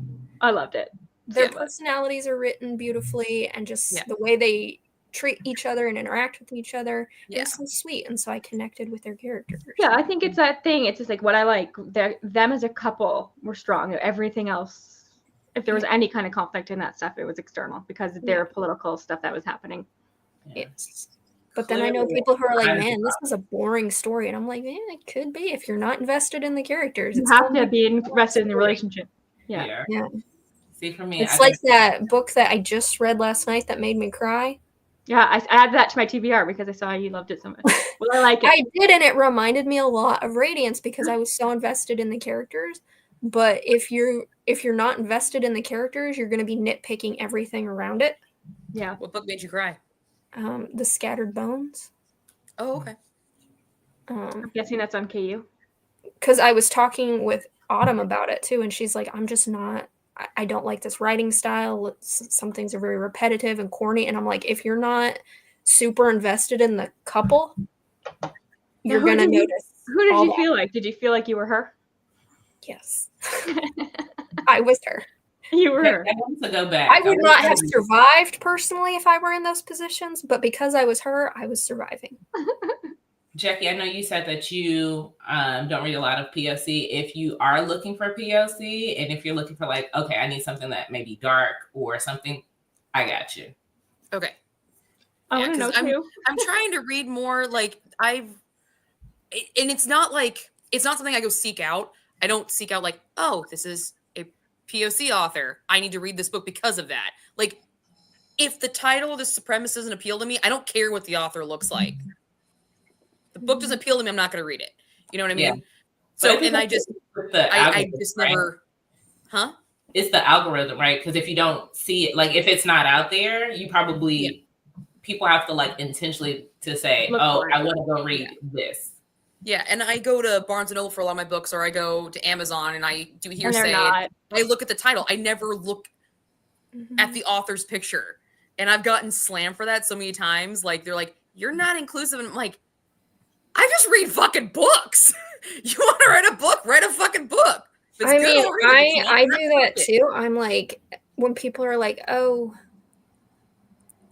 it's usually with like LGBT authors or whatnot. And I'm like, I don't, unless they've like specifically said it somewhere. I'm like, I think for that it's a little different because I don't want to go investigating on somebody's. I'm like, I don't read their author bios. I don't follow them on social media. So like, I'm not up to date on their sexual orientation. So unless it's like somebody like TJ Klune, who I know, who I've heard, mention, I'm like, I think it's different for that because you don't know people's sexuality and right. Yeah. I think I think to some degree, like you can, like for me, it's the cover, right? Like I will go if I love. Oh yeah, it's super easy to tell based on covers usually. Yeah. But sometimes even those get me. Sometimes I'll be like, oh, because I'll be looking for like. Sometimes I go seeking like Black authors, and I'll see like a really nice cover with a Black character on it, and then I'll go on the author's white, and I'm like, what the fuck? Yeah, those are the ones you put down. I just have a lot of authors that I love. So like Kennedy Ryan's like one of my favorite authors of all time. But you don't read contemporary, eh, Jackie? I have a lot of contemporary, but I honestly don't look at the picture. I look at the title because they're all cartoon pictures anyway, so it doesn't matter to me. Oh my god, that's such a good book. Wait, what? You said that all of the cartoon covers. Are we talking about Kennedy Ryan? The one, the Kingmaker and the Rebel King. Oh yeah. Oh, so good. Okay, so I love guys on covers. I do. I will flood them in. Like I will buy the smutty cover over the chaste cover any day. But like this would not draw my eye. A lot of people say that about cartoon covers, right? Yeah, I'm like, it would not draw my eye. It doesn't matter that these characters are Black. I don't give a shit. This would not draw my eye because there's nothing intriguing about this. This is a book that I'd have to read the back and be like, oh, okay, this sounds really good. Straight up, if no one asked me to read this book, I probably would never pick this up because this is not intriguing to me. You know what caught my eye about this bookstore is because they had a romance section at this bookstore. And I was so fucking happy. And I was looking through them, and this was the most appealing because all they had were fucking cartoon covers. This was the most appealing cartoon. I don't hate cartoon covers like everybody hates them. I don't know why. But I feel like I look more at the title. Like, yeah, I don't. I like okay, so like this one. Objects. This is a straight cover buy. I didn't know fuck all about this book. Fuck all. But my book was pretty. It reminded me of Frozen 2 with the color scheme. I think I watch too much BookTube and Instagram to be like that. Yeah. You know what I mean? Like I do my monthly releases. Like I feel like I know too many books to be like, I don't know anything about this book. And like I've watched people on BookTube Yeah. talk about this stuff. I feel like my days of like go searching for very specific things in books. Like I will go to Amazon, and I did it recently. I was like, black fantasy romances. that's hard. Freaking black you have fantasy to, though. romances there are out there. Not enough. There are not enough. I sometimes have my little rabbit holes. Like I like Amish romance. It's a weird area, but I fucking love that shit. I don't know why, but I have a thing for Amish books. And I'm like, Amish romances. But you almost have to. Amish romances. That's specific. You have to. You have to. Because go. it's not going to be. Yeah. You have to look like it's sometimes I'm just in the mood for some stuff, and I'll be like, I'll advanced search some shit on Amazon, and I'm like, and then it pisses me off because I'll put friends to lovers, and then it'll just give me a bunch of enemies to lovers, and I'm like, this is not what I asked for. Like I found out there is witchcraft in Amish. I did not know they had their own form of witchcraft, so I was like, oh, this would be so cool for the book club. Oh It's no. called Braca. I couldn't find a fucking book that was about it, a fictional book about it. Oh, I was like, what'd Oh, you God. find? Yeah, it's called Braca, but I'm still on the look. I'm still on the lookout because I'm like, this would be dope. Because I'm the one that looks for all like the historical and the more like I would think like in our group, I'm more of the historical witch person, the more Salem-y stuff, not more the cutesy. I don't think on the books I But you pick. always tend to like the cutesy ones more than the rest of us in the end. I do because they're so out of my comfort zone. There's something different. Huh? There's something different. Yeah, So they they're stand different. out. Like I bought the first book because I found this with the second one, and that just it's a pet peeve of mine. It just is. So I'm like, I'm gonna have to go read the first book now. Are you because going I read to? the second book. Are you going Huh? to? Yeah, Are you going to read the I'm first going one? Can you tell I'll us? read the first one. Can Yeah. you tell us if Ursula gets left at the altar in the first book? Yeah, totally. But yeah, I bought that one. I didn't buy the third one because the third one did not. This just Like- clicked for me. We're talking Disney, and her name's Ursula. Yeah. Yeah. We talked about this on the sprint, too. I don't know why. And the missing date was suddenly Cinderella. Okay, but the interesting part was like the what it clicked for me is she had gave up her magic for a man. So she gave up her magic for Lincoln. Oh, So she was gross. like Ariel. So she was like Ariel. That's gross. She was being something that she wasn't. Yeah, and of course, like a true love's kiss breaks his curse. Oh. But then that's not really true. Is all just so that he could find. That's a thing that annoyed me, too, because we talked about that in the group chat, how they called her Sula. Yeah. Yeah. And I just thought that was a cutesy little nickname that meant something. Because I listened to the audiobook and they say Sula. They don't say like Ursula. So they don't say Sulla. So Yeah. it took me, I was like, Sula? Who's that? I thought maybe it was like, maybe like a Cajun term for like deer or honey or something like that. Fuck no, it's just a It's term for Ursula. Ursula. I felt so stupid. No, I felt the same way. Yeah, I don't know why I didn't just click it Ursula. Duh. I'm like, why would you call her Sula? How was the audiobook? Because I could not find the audiobook in my library and I knew I didn't want to use a credit on it. So Yeah, it was good. I listened to Put it it on on it. Everend. It was on Everend, really? Yeah. Oh, maybe I just in couldn't find it. maybe just in Canada. It wasn't on mine. That's for damn sure. Otherwise, I on would have mine. listened to it. Aren't you lucky? Yeah. I'm glad I listened to it because I think it would have been hard for me to get through it physically. Because it was kind of boring. Yeah, like no, I was reading this and I was like, But why am I kind of taking me tempted? so long? Why am I kind of tempted by the third one? Because it's like Deja Brew. I think that's kind of cute. Does she I have a was coffee not. shop? I looked at that cover. I was like, I could buy this one. I'm not going to. No. Read But it. it looks cute. It looks cute though. But I might if I like the first one too. Like, don't get me wrong, this book's not bad. I mean, I haven't finished it yet. There's a lot of slow angst. It's not bad. It's not something I would normally have picked up for myself. But now that I have it, I have something else on my radar to look for. Like, okay, here we go. Does it compare to that other book that you read, that Wedding Witch thing? Like, how are the vibes compared to it? Because I feel like they would be similar types of stories, like cozy, Or the witchy. cottage around the corner. Oh, you mean like the X-Hex trilogy? I feel that this is straight comparable, just based on what I read from this. It's Okay. about the same equivalent. Okay. Aaron. Sterling. Oh, okay. Yeah, I read the first two. I wasn't gonna read the third one. The Wedding Witch is a really cool bathtub scene. Not gonna lie, it's got a really good bathtub scene. I had read them at like when they were coming out, and that Wedding Witch took too long, and I was like, and all of the other ones were mediocre. Like they were just mid to me. Yeah, they're threes, and this is about the same equivalent. Which there's nothing wrong with threes. Threes means they're decent, they're good, they fulfill a thing, they serve a purpose. But threes also in contemporary romances are a dime a dozen. Yeah, they're like forgettable. Exactly. They're fine when you're reading them. They're like something to escape the time, and but they're ultimately forgettable. Yeah. Isn't that true for a lot of contemporary romance? Yeah.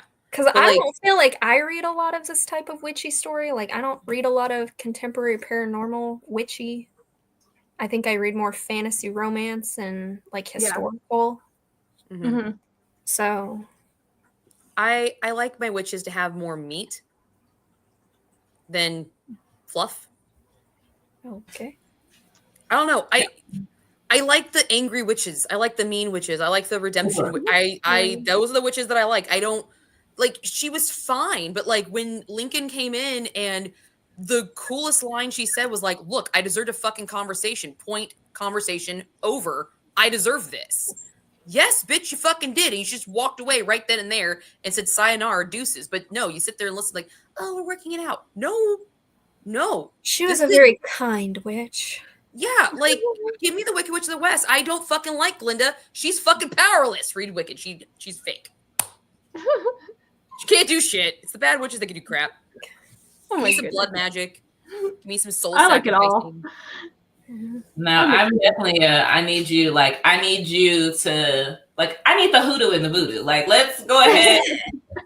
Yeah, like, that's what I need to find. I need to find a good voodoo witch dark witchy book. I feel like there's not a lot of that out there either. It's harder to find. That's what I need to find. Like Papa Legba. I need to find a book about like historical fiction about Papa Legba. Like give me a romance with that fucker in it because that guy's nuts. So I read a book that Monica suggested to me. It was called Shadows. Mm-hmm. It's what do they call it? A suspense romance. It was set in New Orleans, and the sisters, like the main girl, she could see the shadows or the spirits of people who died, and they were helping her like solve murders and stuff. That was as close as I can recall to like voodoo hoodoo. Because Papa but see, that's what I'm always trying to find with this book club is I'm trying to find like different types of witches. And so like I really liked when Kristen found the one that took place in Sri Lanka because it gave like a different island witch lore to. Yeah, I know you didn't like the Baba Yaga one, but I thought that was a pretty unique one. No, but I like that aspect of finding witches from different like religions, cultures, and things like that to see how they differ and things like that. Oh, by the way, I did pick up Haunted House in Moscow. I picked up her other book. Oh, is that any good? I haven't read it yet, but I picked it up. So I did buy it. Like, I'm not a fanfic person just because there's like way too many traditional books out there, but like I want a Wednesday Adam. Like give me Wednesday out here. Yeah, I love that.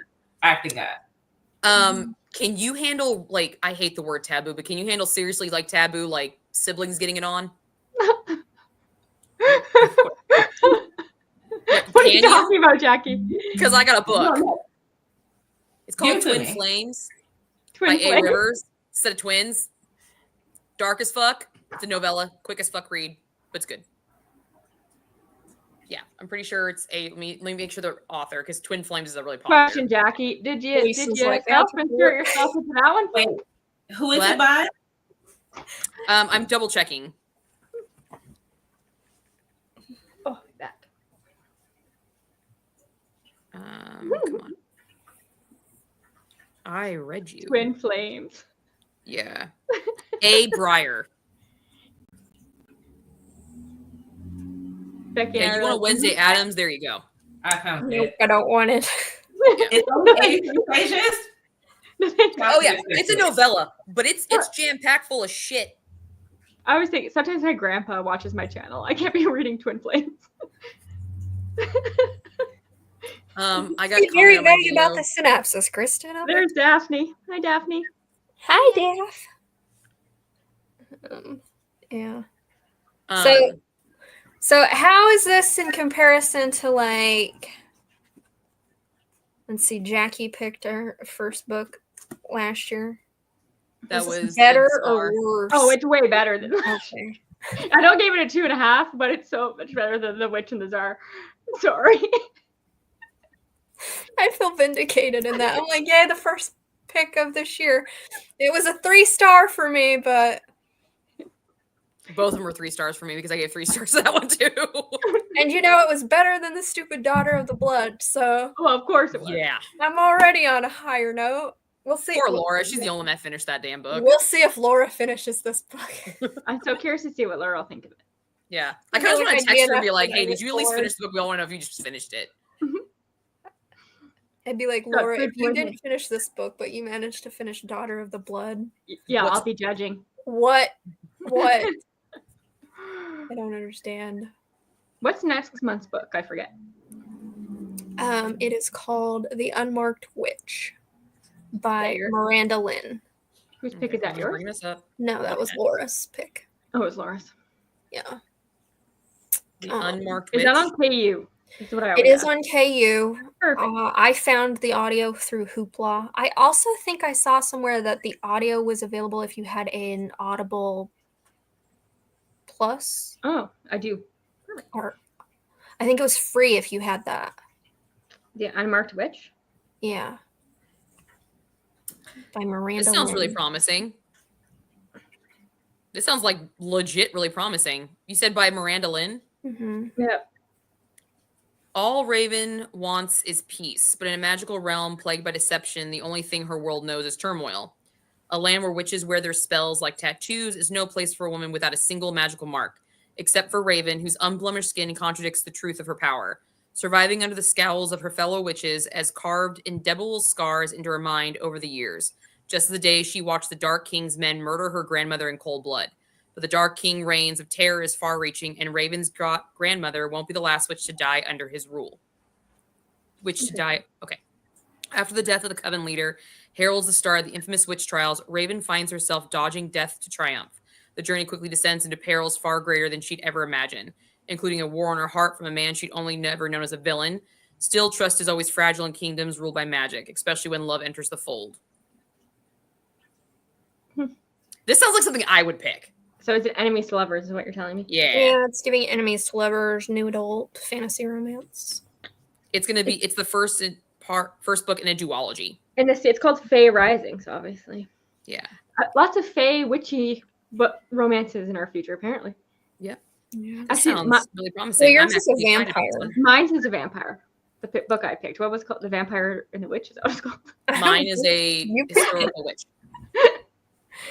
Actually, mine's not even. I don't think she's actually a witch. I think she's she's an apothecary. Like she's just a woman who knows medical healing stuff. Then that doesn't count. Just kidding. It's too late. I've made the video. You We've can't done all change of the it. things. So, Lisa, are you joining us for this year? Are you going to come back? I may not be able to come back for every month, but I'm gonna look to see what you guys have. Because obviously you can tell you're a fan of witchy books. Yeah. I do love witchy books. Yeah. And you seem to meet our vibe and you give us another element that we're not used to. Like, you actually ask questions. Yeah. Fine, do it. You take notes. Yeah. That's what we need. You're like a professional book club runner, Yes. unlike us. Yes. You know who's good though, if she has a drink or two, is Laura. Yeah. You just need to give her a drink. And then she's chatty. Yep. She'll And answer she has- those questions. Don't And give she Becky a got- drink. She'll fall asleep on camera. No, but Laura has deep thoughts if she's had a couple drinks. That's what I want to kind of like. I want to be the coming back for the drinks. That's me. Yeah. Get me back then for sure. You're always welcome. Listen, I always tell people, I'm like, if you ever want to read a witchy book and you just need somebody to like chat about it with, Join I me. am fine. We will pick and read your book. Because we're gonna run out of ideas. Well, I guess there's always witchy books coming, but Yeah. I mean, I I think, just bought Yeah, there's 3 no books shortage of witchy No. that books. were let me tell you. I No. bought in the No. sole purpose of this club, but I'm like, I only get to pick 3 books a year. So I think like, I read a witchy book on my own and like, darn, should have Yeah. read that for the book club. yeah, I know. I'm like, I don't want to read some of my witchy books because I'm like, I want to save them for the girls. know, But I'm it's like, I only get to bad. pick 3 a year. This sucks. Yeah, I just DNF'd a witchy book. Oh, That was an really? arc. Yeah. Uh-oh. And I was like, man, this is so fucking boring. I DNF that arc that I got about the archangels. I did. Oh, I you got DNF'd that? sent through and I was Okay. like, this needs so much more work. Yeah. What book did you DNF, Becky? Strings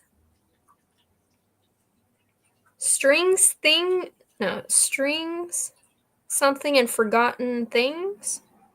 Spells, strings, and forgotten things. Who's it by?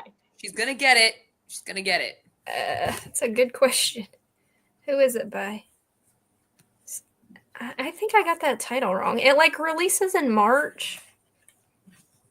And it sounded good to me because it was about 3 sisters and they have to sacrifice memories in order to do magic. Oh, I like But that. it was so goddamn boring. No. Um, Lisa, what does your shirt say? Smile. Smile more, which I hate when Cute. people tell me that. yeah. I absolutely hate when people tell me that. And I'm just like, I got a shirt, so you don't have to tell And me. you know it's a specific kind of person that's telling you that. Absolutely. Yeah. I was like, I got a shirt, so you don't have to tell me. Like, You don't have don't to tell me. I love that. It was called Spells, Strings, and Forgotten Things by Brianna Randall. Let's see the cover. That one. Stop licking yourself. Oh, the cover's pretty. Yeah, it sounded interesting, but my God, it was just. It wanted to be charmed, but it also wanted to be like super diverse. You're both. Everything wants to be charmed. And it can't. I can't hate that. capture that magic. I think that's why I kind of like the historical fiction witches more than contemporary witches, because contemporary witches always give me that like television vibe. Mm-hmm. And it's like, you realize that that's not the almighty grail for contemporary witches. Like, give me a book that's about, fucking what the chick from Bewitched. Like, she was contemporary back in the fucking 70s, but still, she was. She wiggles her nose and Yeah. No, but that book also did a thing where I don't want to say the author was trying too hard to be diverse. Oh. But she did this thing where the main female character is bisexual, right? She ends up in a hetero relationship. And I'm like, why couldn't you just make the guy a woman and have her be in a female relationship? Because that would have been more different and be more diverse within your extremely diverse community that she built in this world. I think. Did But she yeah, say the you- same thing you about go the there. college around the corner? Isn't that the one that the chick was bisexual and Yeah. she ended up? But I think Yeah, that's you a said the lot of same thing. conversation that people are having where you're still bisexual, even if you're in. You a relationship are, with a but why man. is it that they always end up in the hetero-facing relationship? Yeah, I just think that's maybe like a conversation that people are having, because I think a lot of people are like, well, you're not part of the community if you're in a relationship with somebody of the opposite gender, even though you're bisexual. So it's kind of like you still are, even if you're in this But it's relationship like if you're all about making this a diverse world, yeah. why couldn't you just commit to that? But it's still diverse in its own way. It's like still. It is, but it just annoys me amazing. because that seems to be the norm that authors do, is they have these bisexual characters, but then they end up in a hetero-facing relationship. And it's like nothing about the guy in the book couldn't have been transferred to a woman and have it been a female dynamic. She just liked to use the word shadow daddy a lot. So he had to be a dude. That's like a buzzword, a shadow daddy. I don't quite understand what a It shadow is. daddy is. It's a guy who wields shadow powers. I And a don't know that I daddy. read a lot of those. Rhysand from Haven't read it. ACOTAR. I'm like the Yeah. only person in the world that hasn't read that. Zayden from Fourth Wing. Oh, well, I I've read haven't. that. Slade from Guild. Is anybody reading Onyx Storm? because I am not. No. I didn't read the I haven't first bought one. it yet. You didn't? You didn't read Fourth Wing? No. You're resisting all that temptation. You fight the FOMO. I'm proud. I do. It's I'm not gonna try to hard. read Fourth Wing's on my list to want to try to get in my TBR next month, just so I can start the series. I But just have like people in my real life who don't read that are reading Fourth Wing. It's like one of those things. Yeah, but I hear it gets progressively worse. The series. I do enough to Iron Flame, so Speaking there's a of, like, scene in going Fourth Wing to that a witchy book, has the club read Juliet Cross? no, I just had a No. friend say that. Why has asked me that? DM'd me and said, "How come you guys haven't read that one?" But I wasn't sure if anybody else in the club had. I read the whole I series. own them all, but I haven't read them. What's the first book called again? Tried it. I can tell you. Give me 1 second. I have Is it. it It's Don't about Hex and Wolf Drive? Sisters, though. No, No, it's Wolf Wolf Gone Gone Wild. Yeah. Oh yeah, that's it. Yeah. The Oh, first but one's- wait. Doesn't she have one? Is it her who wrote, or is it somebody else? Firebird? Is that by Juliet Cross? I think so. Let me see. She That's coming out has. soon. Yeah, Because it is. Yeah. I heard that had witches in it, and I was like, oh really?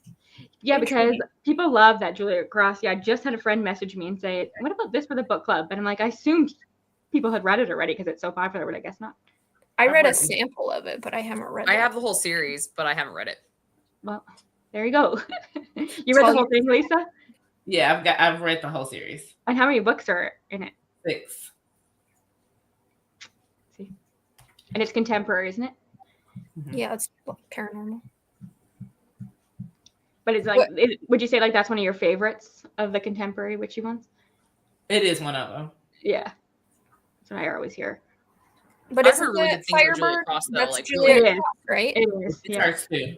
See, that triggered something in me. I heard good. witches, and I was like, I'm intrigued. I think that Adding you would that to like the Becky's the radar. cover that you would love. Witches. The Firebird one. Yeah, you think I'll like that one? Oh, well, just given the cover, like the cover is Yeah.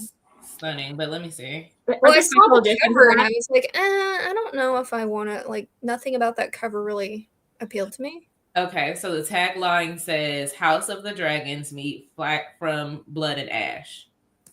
And see, that didn't appeal to me. Yeah. But then somebody said something about witches, and I was like, Okay. It does. Yeah, it Are says there special editions of that? my little witch hat went bing. Obviously, she's like writes about witches. That's her thing. Yeah. I've actually been intrigued about maybe picking up some Anne Rice's witch series. I think it's like the Mayfair Witches or something. Mhm. Yeah, it has a TV show, That, right? Huh? The TV show is out on AMC. I think it's. Yeah, I haven't watched the show though. Mm. Okay, but can you see this? Look at the edges of this Firebird. Yeah. Sweet. Yeah. But now that I know that there's witches in it, Yeah. I'm more intrigued. And this is just like the first edition. It's not like it's a special edition or anything. Yeah. I was gonna pick that Coven book for one of my selections, but then Laura's like, "It's not that good." I'm like, "Never mind." I'll just read I it literally myself. have it right here. Yeah, I was like, you know, I bought it for this. Let's be honest. yeah. So did I. I think I might bought still the like sequel too, like that. I got I the might- sequel now, so. it. You got the sequel too? hmm I'll be doing a book haul here soon once my book outlet books come in. We'll see. It's not very long, so I'll just read that one on my own. But see, Lisa, if you ever come across like a witchy book that you are intrigued by, and you're like, oh, wanna I discuss? like this, and I want to talk about it with people. I almost want to recommend Jackie. I almost want to recommend. Have you heard "Charming Your Dad" by Sarah Blue? No. I've heard of it. Charming your dad. Yeah. All right. So I read some of it, and I got to the daddy kink part, and I was like, Jackie. All right. so Jackie will probably love it. it's an ex's dad romance, and the dad is a demon, a higher demon, and she is she's half witch, half something else. I'm not gonna spoil it. All right. Have something else. Now I'm curious. All right. I'm down. I I mean, got on here my. I list. think I probably could have liked it if I would have gotten past the daddy kink thing. With a title called "Charming Your Dad," what do you think it was gonna be? Well, I mean, just because it says charming your dad doesn't mean like I didn't know that it would have daddy kink in it. Like I didn't expect her to call him daddy. That just skeeps me out. I'm sorry. Yeah, like it does. Because again, I put myself in that shoes, and I'm like, I don't want to be calling somebody did? daddy. I don't. Jackie's silence. Jackie likes that. I know me. I'm just like I can't do it. I can't. I got whatever. Like I. Jackie's My goals okay with expounded everything. A lot. I'm down for trying anything at least once. So almost everything. Jackie's like, I'll call you daddy anytime you want. Yep. It's just weird for me. It's all right. You know, it's different. What I don't like is like, okay, when it comes to daddy kink, I don't like when the guy demands it. I like when it's just like offered, but when he demands it, I'm like, that's fucking creepy. When you say that that's the one that's the word you want, and that's what you demand. Yeah. That's your title. You add that with when he like nicknames her something like little girl. Yeah, I don't like that. Yeah. Or but if it's I'm just like, what is this? Okay, so that was not in the book. It wasn't in the book, but I've seen that, and I'm just like, what? Why do you want her to call you daddy and you're referring to her as little girl? Sir, you're a pedophile. Yeah, I think Daphne's long gone. She's like, you were like I have a problem when they demand that, but if like the girl just offers it or they suggest it, then I'm like, cool. But if that's like, no, that's what I want. No. Yeah, you want her to have the kink, not him. Yeah. Yeah, I that's yeah. You nailed it, yeah, Kristen. Like I want her to have that's what it is. Yeah.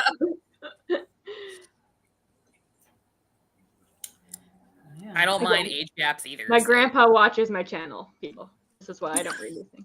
That's my excuse. I read a book not too long ago that had an age gap dynamic in it that I actually really enjoyed. It was like a college age girl. She was getting married to a college age guy, but his dad, she ended up falling for his dad. Yeah. What's the name of the book? It was suspended. Oh, what was the name of the book? I read it for a vlog. I don't mind age gap. What's the one I like? I like the older woman trope, but that's because I'm in my mid-30s, so I'm like, I can't remember what it was called. It was in one of my vlogs, but I really liked the dynamic because they were both adults. She was in her mid-20s, so it wasn't weird. But it was also sort of forbidden because, you know, she was supposed to marry his son. And yeah. I liked that dynamic, though. I'm pretty much down for most anything. There's very little that I won't read. But I don't like the age gap where he's like 30 and she's like 18. And I'm like, what the fuck? No, I can't. I haven't read that yet. The biggest age gap I've read was... Oh, I read that all the time in mafia romances. It's because it's like, oh, she's a mafia princess. And so, you know, she has to marry into the mafia world. So we're going to marry her off to a dom and blah, blah, blah. Yeah. I'm just like, she's 18 and you're like King's 30. Ransom was the biggest one that I read. I'm pretty sure that was the biggest. Which one? Because he was like almost a grandfather. Which one is that? King's Ransom, the third installment in the Ruthless Dom series by Jane Henry. Was he a hot grandpa? Oh, he was, yeah. Okay. I'm with Lisa. I think most of the age gap ones that I can think of, it's she's older. I'm like, I'm down. Like Art of a Scandal. I'm like, I mean, that. I'm down for her being older too because I'm in my mid-30s. I'm old enough to fuck you or your dad and be just fine with it. Thank you. As long as they're you know, like, old enough to buy their own alcohol, I'm good. So when they're 18 and 19, I'm just like, you're out of high school. You just left high school. Why? I can't do it. Yeah. I haven't read a lot. It's the only, but the ones I have read, it's usually the woman's older. Mm-hmm. But we all love the fairy age gaps where they're like 100 Oh, they years can be apart. 500, 1,000 years older. Like she That's could be totally fine. 18 and he could be like 550 I years know. old. I don't know how to call that out, but yes. But in my mind, that's not an age gap for somehow. Yeah. Yeah. If it's paranormal, it's not an age gap. It doesn't feel like an age gap. No. I mean, I am getting tired of those too. I would like the female characters to like be in their late 20s. Yeah. Why they get it? I said before, they're always 18 to 21 because they're impressionable. It's true that's how you can kind of take it. And it's like, how are you a 1,000-year-old immortal and you haven't figured your shit out, but this 18-year-old comes and saves your world? How, sir? Not the biggest fan of the chosen one trope. Like if I had to pick like a least favorite trope nowadays after all I read, it's probably the chosen one because they always pick the most unlikely person, the weakest minded, the youngest, child of prophecy. Like really? You expect an 8-year-old to save the fucking world? Yet what? That only happened once. His name's Jesus Christ, not happening fucking again. And he was in his 30s when he died anyway. Oh my god. So there. I don't know. You were my chosen one, Jackie. I should be, because I'm awesome. I feel like that trope's kind of dying because a lot of people have that opinion.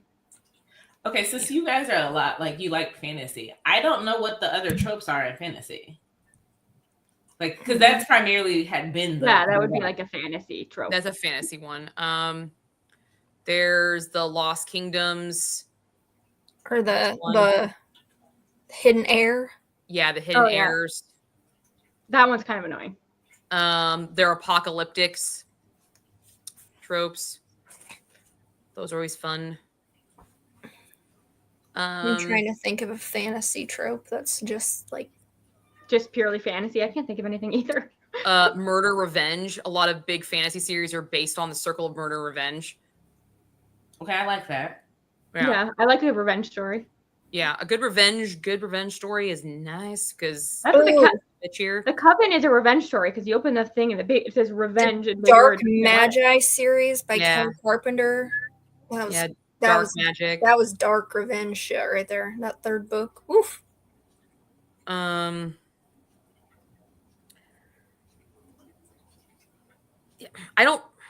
They usually have some sort of tyrannical government. Yeah.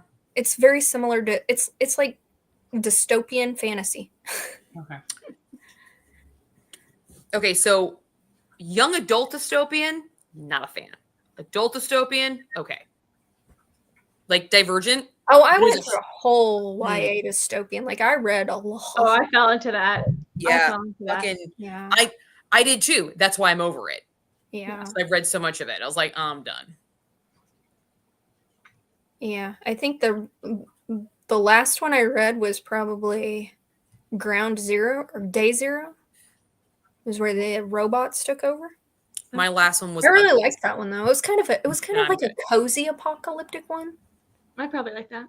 You would. It had an animal companion in it. There you go. The audio was an great. Animal companion.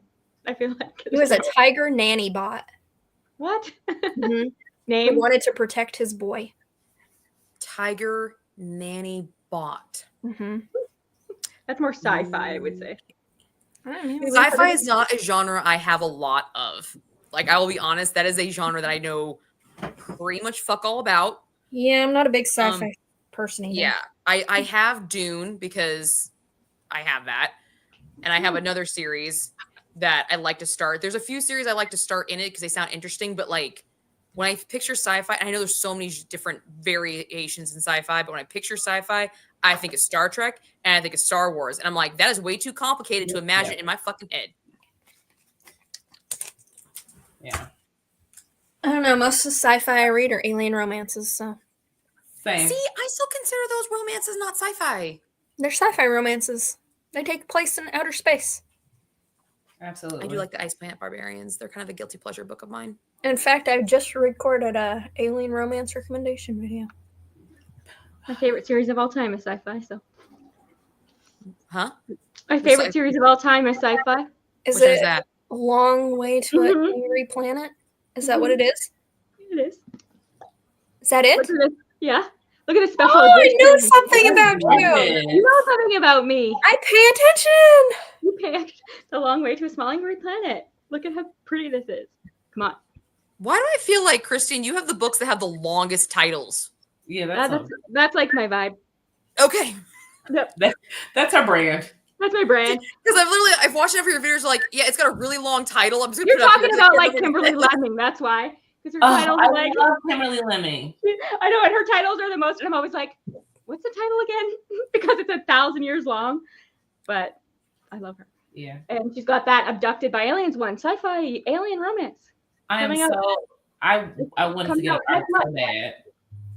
It comes out next month or in March. So I tried to read, what was that alien romance series by that author you like, Lisa? It was like Return to Veraxia. It's the series. I tried to read that, and I just the words that they used, like lip pillows. you just lost Lisa. I was just like, if they say lip pillows one more times or mounds for breasts or something, I was gonna die. Love it. That's what I couldn't get past in it. The whole romance thing probably could have, but yes, it's called the Zveri Mates. So we got cute books. Let me go grab my the. I want to see. They're very stunning. I feel left out because the only cute book I have here is already shown it. I need to get into alien romance. I don't have any books close to me except for this one. So. I think Kimberly Lemming will be my introduction to alien romance. I think.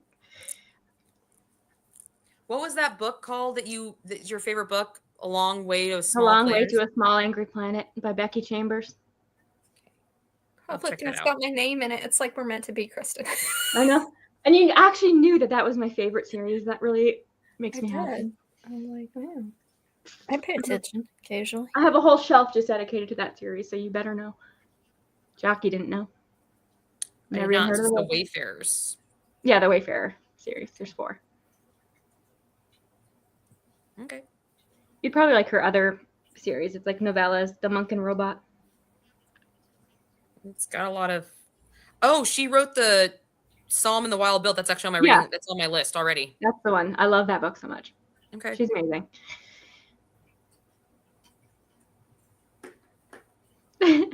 Here's the reveal. You're muted. So that's pretty. That is really pretty. This one is. They're very pretty covers. Are these special editions or are these? Yeah, these are special editions. Oh God, didn't you meet her at a Polycon? I've met her. I've met her like 3 or 4 times. Are they signed? Yeah. So she also has like a kind of dystopian one. It's a Omegaverse. So she has another series, and you might like that one a little bit better, Becky, because they have like Trash City and Glass City and all the places that they travel to. Yeah. I'm out of breath, y'all. I'm just like so getting the book. Like, I'll say I don't like something, and then I'll read a book, and then it'll have the same damn thing, and I'll be like, I loved this book. It could have just been your mood. It is. It really Go back is. to it. Can you put that one in the chat too? I want to know that one too. Like being in a mood does affect. Like I'm not gonna lie to you. Okay, so not to get too interpersonal. So some old friends of mine would have loved this book. Loved it because that's why I'm not getting into it. So they would have loved this book because of the crystals, because of the witchy vibe, because of the little tidbits here, the plant life, like literally all of it. And I'm just sitting here, I'm like, I am not in the mindset to read this fucking book. Like I had a struggle bus in the beginning, and then I just like suck it up to go take a nap and read it. So like even contemporary fluff 3-star reads, you still have to be in the right mindset to read it, Mm-hmm. Yeah. And it pisses me off when I read a book and then I get like 50% into it, and then I'm like finally decide to DNF it. I'm like, God damn it, I wasted all that time. This book, waiting for it to get good. I was going to totally read outside. So glad I said chuck that and just read it because I loved it. And it was too big for a book you're going to read outside in the middle of winter. I don't know what you were thinking. Yeah. Well, it was the only big... It was the perfect choice, okay? You should have read the Ice Wed to the Ice Giant outside. Still planning on doing that because we're probably gonna have another cold snap this week, so I might do that again. What happened? I thought you were going to do my vlog challenge. Thank you. Thanks, Kristen. No, not You're commenting. Sorry, you're talking to Lisa. Oh, I knew Kristen wasn't going to do it. Kristen doesn't vlog. No, I got stuck on Winter King, and it took me for 2 weeks. So I was like, see what happens to our. We really talked about this book a lot. Kiss and Spell. We really stayed on topic, and Hey, Lisa I had ran some out of very questions. insightful questions. Okay. okay, no, Did you have that any actually, more I think our questions, Lisa, by the discussion way? lasted longer than normal, though. I will say. Yeah. I'm curious, what star rating did you give it though, Lisa? In the end, 3. Probably a 3. 3. I haven't have read any mine more with you questions, yet. Lisa? Yeah. Huh? Did you have any more questions? No, I ran out of them. That's why that's why the conversation ended. All right. There wasn't much to say. It's one of those books. Like, how much can you discuss about it, really? Yeah. I tried. I was like, what can I ask? The fucking What's your Well, favorite flower? things out here. What is Come your on. birthstone? Ruby. Emerald. Both of you are ruby. Mm-hmm. Mine. What is mine? Diamond. I feel like June has a billion of them. Pearl. June is pearl. Yeah, I think. I think it's pearl, and then it's something April is else. diamond. Yeah, April. Yeah, April's diamond.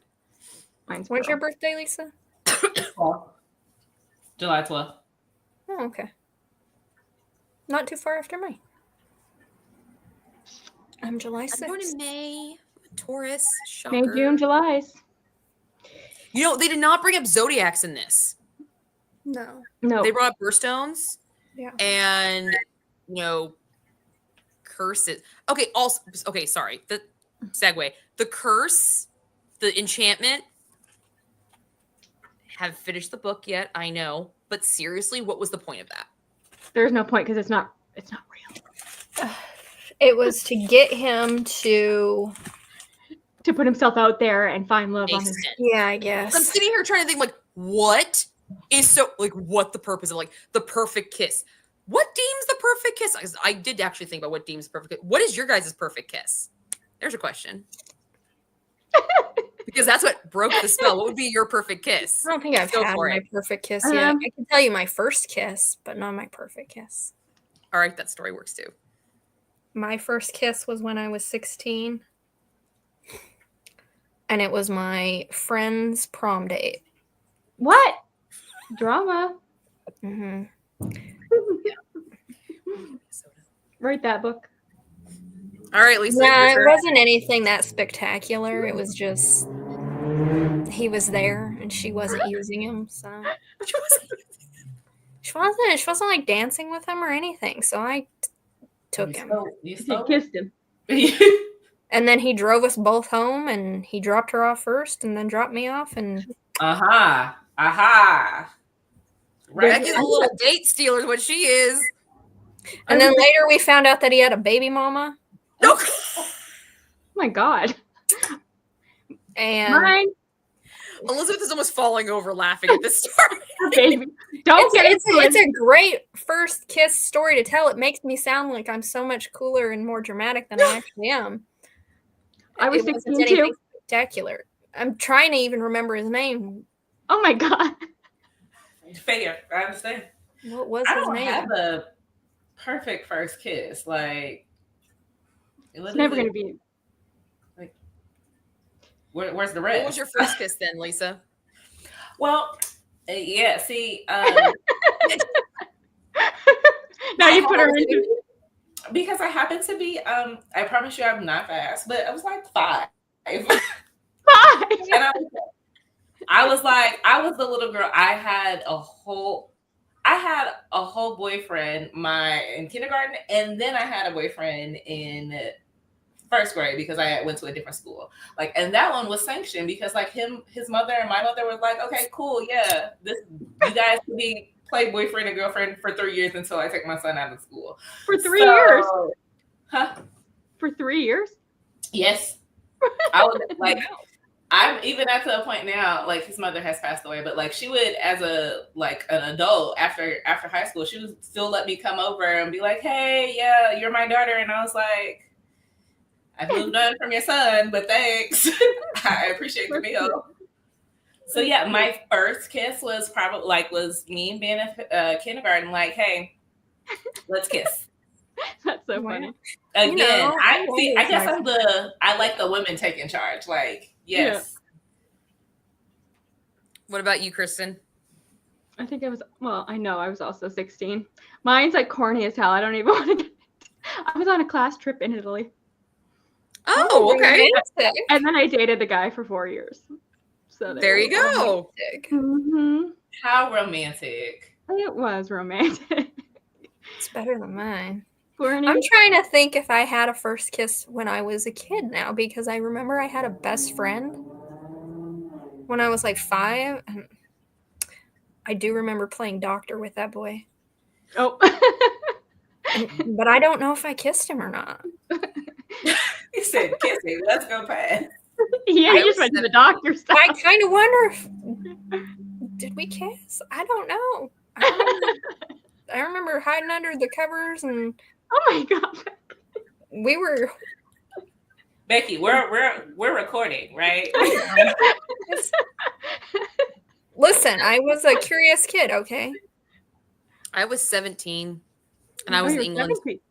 You were in England. Look at us, world travelers, having a first cruise across the pond. His name was Danny, and I looked like his girlfriend back home. What? His girlfriend named Emily. Never mind. We didn't ever call you. I remember it because I remember this trip like the back of my hand. We had gone to the British Museum, and I had beelined my way through it because I wanted to see the Egyptian shit. Okay, and there's a moment where I'm looking at this mummy, and I look up, and he's staring at me, and I do one of these things. I'm against a wall, like there's nothing behind me, but I still do this, and I was like, "Oh, he's staring at me!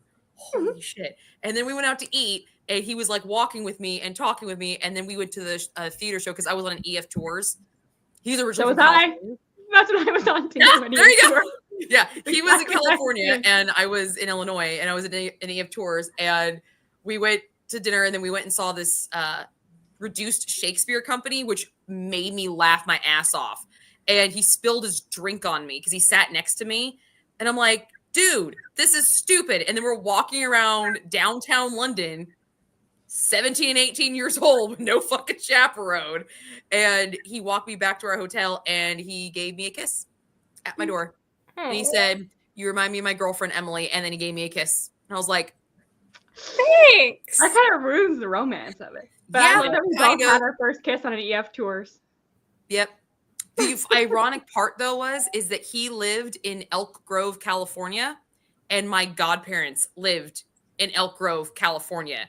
And they knew him because he lived down the street from him. That's funny. They actually knew who he was. And they're like, talk about a small fucking world. All right. Mm-hmm. Crazy. So, yeah. Creepy, crazy. 17. EF Tours.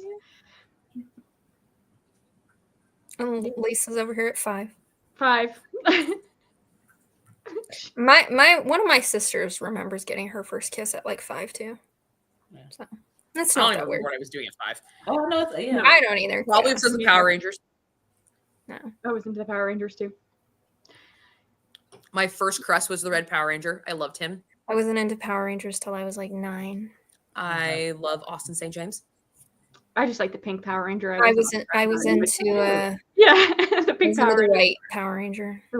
Tommy. Yeah. He was my crush. I was a girl power Passed kind of away thing. now. That actor's dead.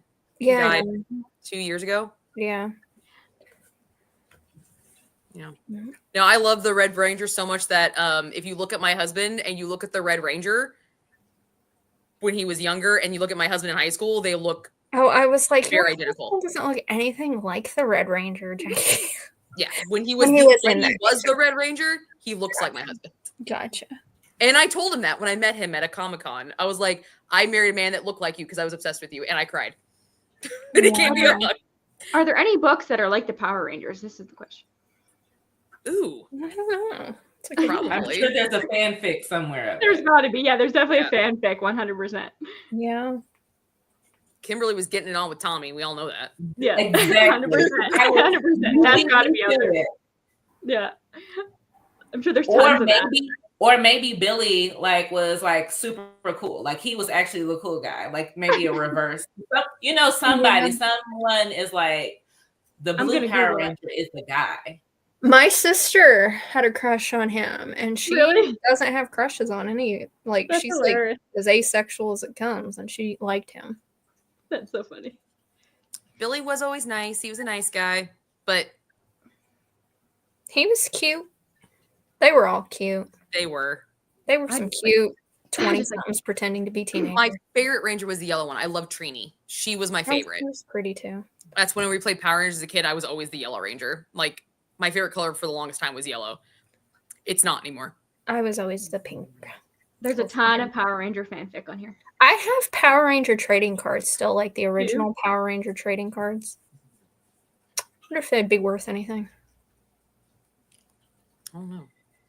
I dressed up as a pink Power Ranger for Halloween one year. So funny.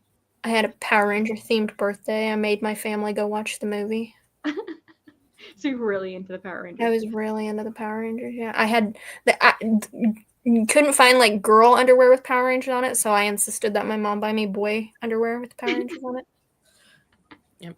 And shout out to her. Dark hair, dark eyes. That's what my type was from when I was a little kid. I like the Italians really early on in life. I'm not ashamed to say I've watched the reboot that like the one that came out couple like probably less than like 3 or 4 years. What'd you think of that? It's better than all of like the reboot TV shows. Like I was like, oh, this is fine. I like this. I watched this. Are you talking about the film? Yeah. Who's in it? The Becky film? G, yeah. The guy from Stranger Things. Okay. Yeah. So I was super excited. I remember seeing that trailer and I heard the music and I knew on the first fucking note, I was like, it's Power Rangers. It's Power Rangers. And I did not see it in theaters because I did not want to go by myself because I didn't want to be a freak and go by myself. And no one would go with me because no one cared to see it. So I waited till it came out on Prime or whatever. And I watched it one day at home by myself so I could fangirl all I fucking wanted. 10, 20 minutes in the film, I was done.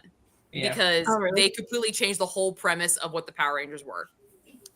Like it was like they were all delinquents. Exactly. And the whole point of them were they were good kids. They were picked because they had good moral valor and credit, not because they need second chances or that bullshit. I was done. I was out. It was after that, they couldn't do anything right. And then they fucking had a cameo of the Green and Pink Ranger, and I'm like, you actually signed off on this. Yeah. You signed off. I thought that original movie, my family thought it was complete trash and they made fun of me. I thought that was a pretty good damn movie, okay? Okay. That one girl with the staff and she was... I don't think I ever watched it. Kick ass! If you take out that they completely flipped the whole canon, yeah, the movie was fine. Yeah. But you're talking to somebody who grew up watching this every single day after school. Religious. No. So it's like, no, this is wrong. It felt very much Breakfast Club, but make them Power Rangers. Yeah. That is perfect. Yes. I like the Breakfast Club. I love that movie. Me too. I like it too. I liked that they all had animals that they like. Yeah. But that's the real Power Rangers, right? They all have their Zords. Yeah. Yeah, their Zords. I had for the longest time I had those little the little toys that McDonald's sold. I have that too. I think my sister has them now because I got tired of moving them around with me, and so she has them. No, man. McDonald's is clutch. I used to have, I think everyone collected the Beanie Bag Babies from there at some point or another. Oh, yeah. Tough. I thought we were going to make millions. I still have 2 of my Beanie Babies still. Yeah. I got rid of those too, and my mom was so upset. She's like, why'd you get rid of all of your Beanie Babies? They were going to be worth something one day. I was like, Mom, they aren't going to be worth shit. Nope. And I have them all stored downstairs, but I have the Princess Di one and the Good Luck Bear. Those are the only 2 I still have. But I have the original Princess Di Bear when it first came out. So that one's actually probably worth money, and it's in a sealed box. So I had Pogs too, and my mom was so mad. Oh my god, I fucking loved Pogs. She's I'm like, such oh a my god, I Pogs can't girl. believe you got rid of those. Those have such memories. I'm like, Mom, what memory do you have of these Of a cardboard. Pogs? I'm like, we With didn't now even piece know of how to cardboard. play them, Mom. We just traded them. You didn't play? No, I didn't even know how to play Pogs. I just We traded them. played. I played Pogs all the time, and my slammer was a red Power Ranger slammer, and I also had Was it? Butterfly Slammer. That was the shit. I fucking rocked that game, and my Power Ranger Pogs were my pride and joy, because they had foil on them, and they Did you- shimmied, and they like. Oh, I think I yeah. had the foil ones too with the Power Rangers on it. Did it get banned at your school? Because it got banned at ours. Too many fights. No. Oh, they 'Cause banned I don't Pogs. remember anybody ever playing Pogs Oh no, we played. at my school. The We things all that just got banned at my collected school them was and Nano traded them. Pets and Gigapets. Oh, Yeah. yes, Tamagotchis too. Tamagotchis, Yeah. yeah. Those Yeah. got Those are banned bad. at my school. They're back. Those are Yeah, bad. those are my Yeah, favorite. I know they're bad. Nothing ever got banned at my school. Oh no, people were getting into fights over Pogs. They banned them. I don't know. And like Crazy Bones or whatever. I never got into that, but those were banned. What Crazy Bones is. Pokemon cards banned. They banned Oh everything. yeah. Damn. Aren't you No. in Canada? I am in Canada. They ban left and right. No, They don't ban shit left and right there. they just don't want us fighting. So they You banned. get free healthcare. We're gonna ban your free fun shit. You get free healthcare. They just didn't want us fighting. So they. I don't remember anybody ever fighting over that shit. We'd always just No, we trade fought. it on the bus, trade it in school. People would cry because you took their best. You went over their best Pogs. See, no, I I never know. had that. Can someone show me what this is? Because in my mind, I don't recall what this is, and maybe I just It's didn't like- know the name. They're like little. They're honestly little circle cardboard things. With Yeah, they're designs just on them. little circle cardboard. Some of them were plastic. Yep. And you stack them up, and you take this plastic slammer and you slam it, and whichever one flips over, the images that flip over, you get to take You get to and keep. keep. And there's different trick shots. There's a chip shot. There's a waterfall shot. Oh, see, I There's never all knew any of that. It's Oh. just a little circle with a picture on it of like things you like. So it'd be like Spider-Man, Power Rangers. Mhm. Oh, hold yeah. on. I have some. I'll show you what they are. That Yeah, that huh? completely Get off missed. of me, cat. Let go of me. Talk amongst yourselves. I'll be back. Yeah, I'm gonna say I do not recall that. No. I have a few of them left. I didn't keep very many of them because I used to have a whole like album. And full of I them. don't think the Pog thing lasted very long. It was like a couple years or something. I have them locked away. You know, like they're You know, gold. because they're gonna be valuable Yeah. pieces of cardboard. And then you had the Pog container. It was just like a cylinder too. You need to keep all your Pogs in I it. think that's what I have them with. This is Do you? cylinder too. It's like mine was like red and it just had all your Pogs in it. And I would only get rid of my hockey ones. So I would always win hockey ones. I'm like, who wants hockey players on this piece of cardboard? I can get rid of all that. I don't even know which ones I have left.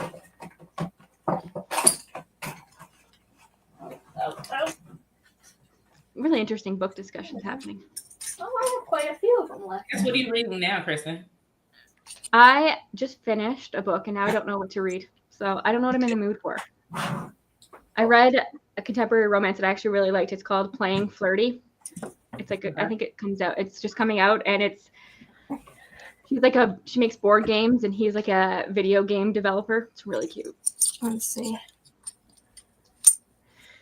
Here's one. It's just a circle, and it's got a butterfly on it. It's holographic. Oh, that's a slammer though. Yeah. No, that's not.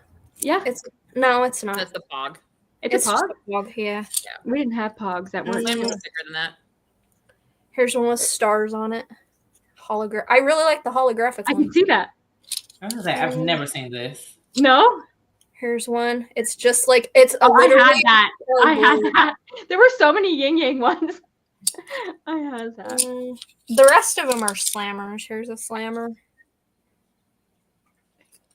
Why we were obsessed with these? Who knows? I don't know. See, these are made of like plastic. These aren't cardboard, but a shamrock one. It's like Eagles are going to the Super Bowl. Oh, look, I and- have this guy is from, what is he from? And so the kids it look like. The Chiefs right now, quarter two, 21-16. Yeah, I do this not is want to see a Jay and repeat of 2 Shane. Super Bowls ago. That's I don't dumb. want to talk. Don't even talk to me about NFL. I'm a Lions fan. Piss me off. Doesn't that look like the Beast? Ooh, Yeah. I like that one. I think it is. Yeah. I don't know. It says on the back, the original J and K hitters, the only way to play.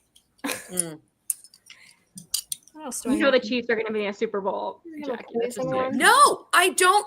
I'm done with the fucking Chiefs. I'm so over it. I know. It's my So dad's over them. favorite team. I'm so done with the Chiefs. A spider That's web cute. one.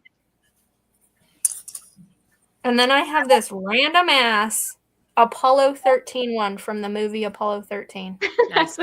That's so like 90s, 2000s of you. Yeah, like why I kept that, I don't I actually just even watched know. that movie the other day. Me and my husband Really? watched it. I forgot how good of a movie that was. Yep. I think I kept it just because it had like the moon surface on the back. Yeah. Oh yeah, that tracks. That's the remaining Pog collection that I had, but I had a whole booklet of these fucking things. No, because Oh, on the yeah. Super Bowl, what I do is I like to make the popular foods from that area of each team. And then the the dessert same is food. either like the halftime show or like where the location's at. So I've already had Philadelphia cheesesteaks and fucking Kansas City barbecue wings. I've already had this. I don't want to do it again. Shouldn't you be a Chiefs fan? No, I'm not a Chiefs fan. What's your So team? just don't make I'm a any- Niners fan because of Nick Bosa. Just have Oh. pizza. Problem solved. Well, I might just go to my sister's and have fucking jambalaya. I didn't even know it was the Super Bowl till Jackie said something. Well, the Super Bowl is not until February, but I mean, I'm fine I with know the when Eagles I going, wanted like, to schedule our reading sprints, and she was like, "That's the Super Bowl." I'm like, "Okay." I don't care. I don't care now that the Lions Thanks for aren't in it. telling me. Yeah, I'm I over it wanted the now. Lions to win. That would have been awesome Oh, because I'm my so mom's mad. from Detroit, so that would have been cool. Ugh. Decades of disappointment with the Lions. It's just painful, man. Yeah. Yeah, but whatever. I'll just Oh, watch the halftime show speaking as always. Of Kristen's favorite things, we know you love Canada because you're from Yep. there. Do you love I found- Canada, or is it just because you live there? No, I love it. Okay. Don't try and steal us over, take us over. No, I don't. I don't want to turn you into America. It's just because like some people are like, I hate America, and it's like, okay, like I love America. I just don't I like my love government. Canada. It's so funny. Speaking of EF tours, they made us wear our Canadian flags when we were in Italy, so that people wouldn't think we were American. You are American. You're That's North funny, American. actually. No.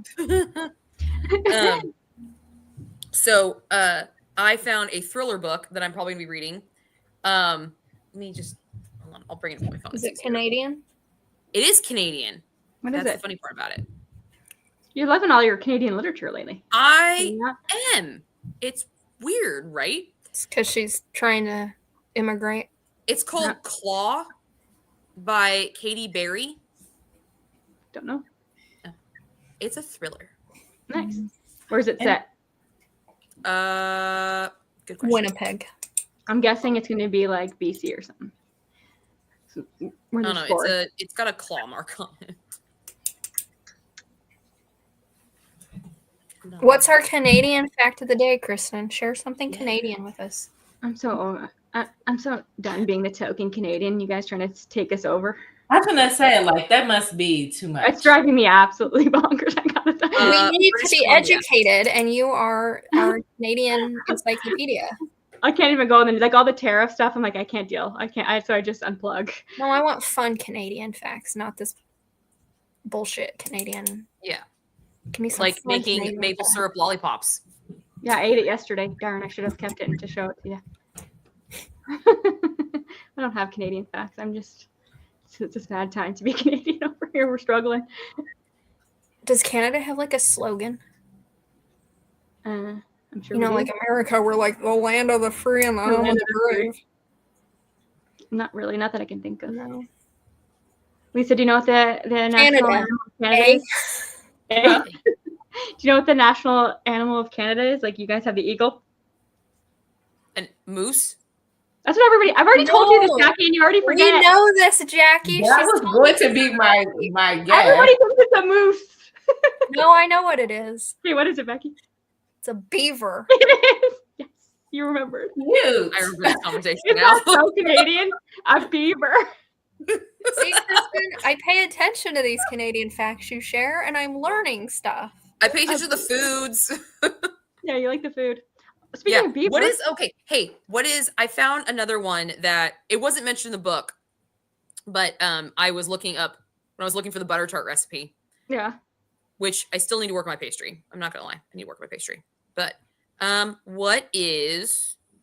Let me see. Where is it? What is a flaky? Is that like I think that's like a Debbie.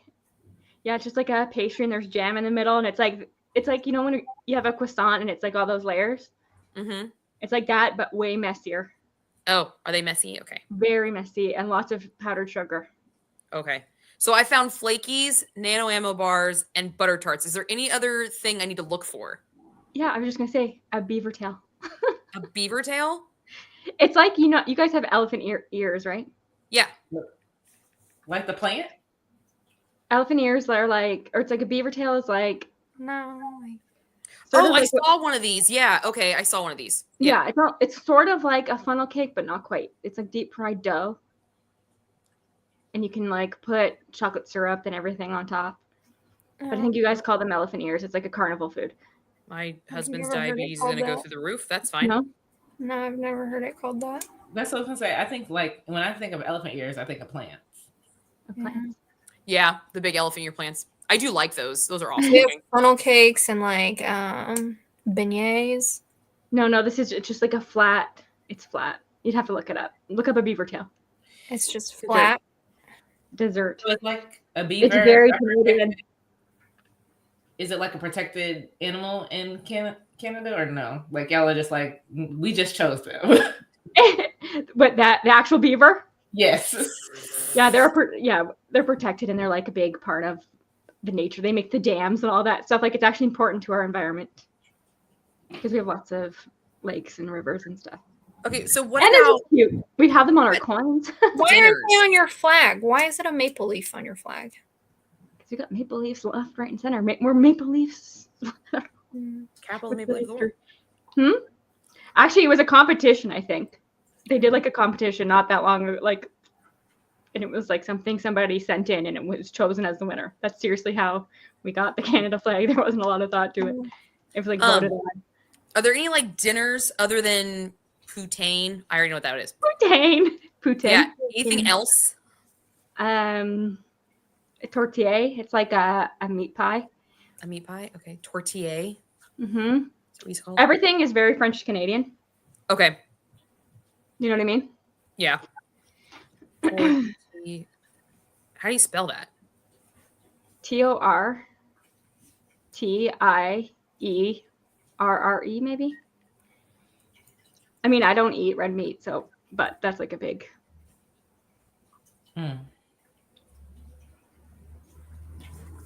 Okay, we're at 2 hours and 22 minutes. I feel like we could like trap We Lisa close this here. down. Oh, we can close it. We're talking food now. This is not what Lisa signed up for. So Laura's book next month is what? Because she's not here to talk to brag it about. You read the whole thing. Yeah, remember? you read the whole thing before. It's The Unmarked Witch by Miranda Lynn. Yeah. We'll be having reading sprints on the 16th on your channel. 16th. Okay, good to know. At what, 5 Central? You picked it, Jackie. I don't remember these things. I just wait for your little cards and I put on my calendar. My calendar's nowhere near me. I don't know. It's like 5 or 6. I think it's 6 Eastern. So 16th, 6 Eastern. So same time. Yeah. So. Well, thank you, ladies, for joining my channel. And Thanks Are for you joined when you send you a hosting. link? Your first live stream went pretty well, I think. yeah, I mean, we got up to 5. I see. Oh, you go. well, hey. So, all right. Well, thank you all for joining. You all have a good night. Thanks, Or- Lisa. Bye, all. Bye. Smile and wave, folks. Smile and wave. It always takes a second.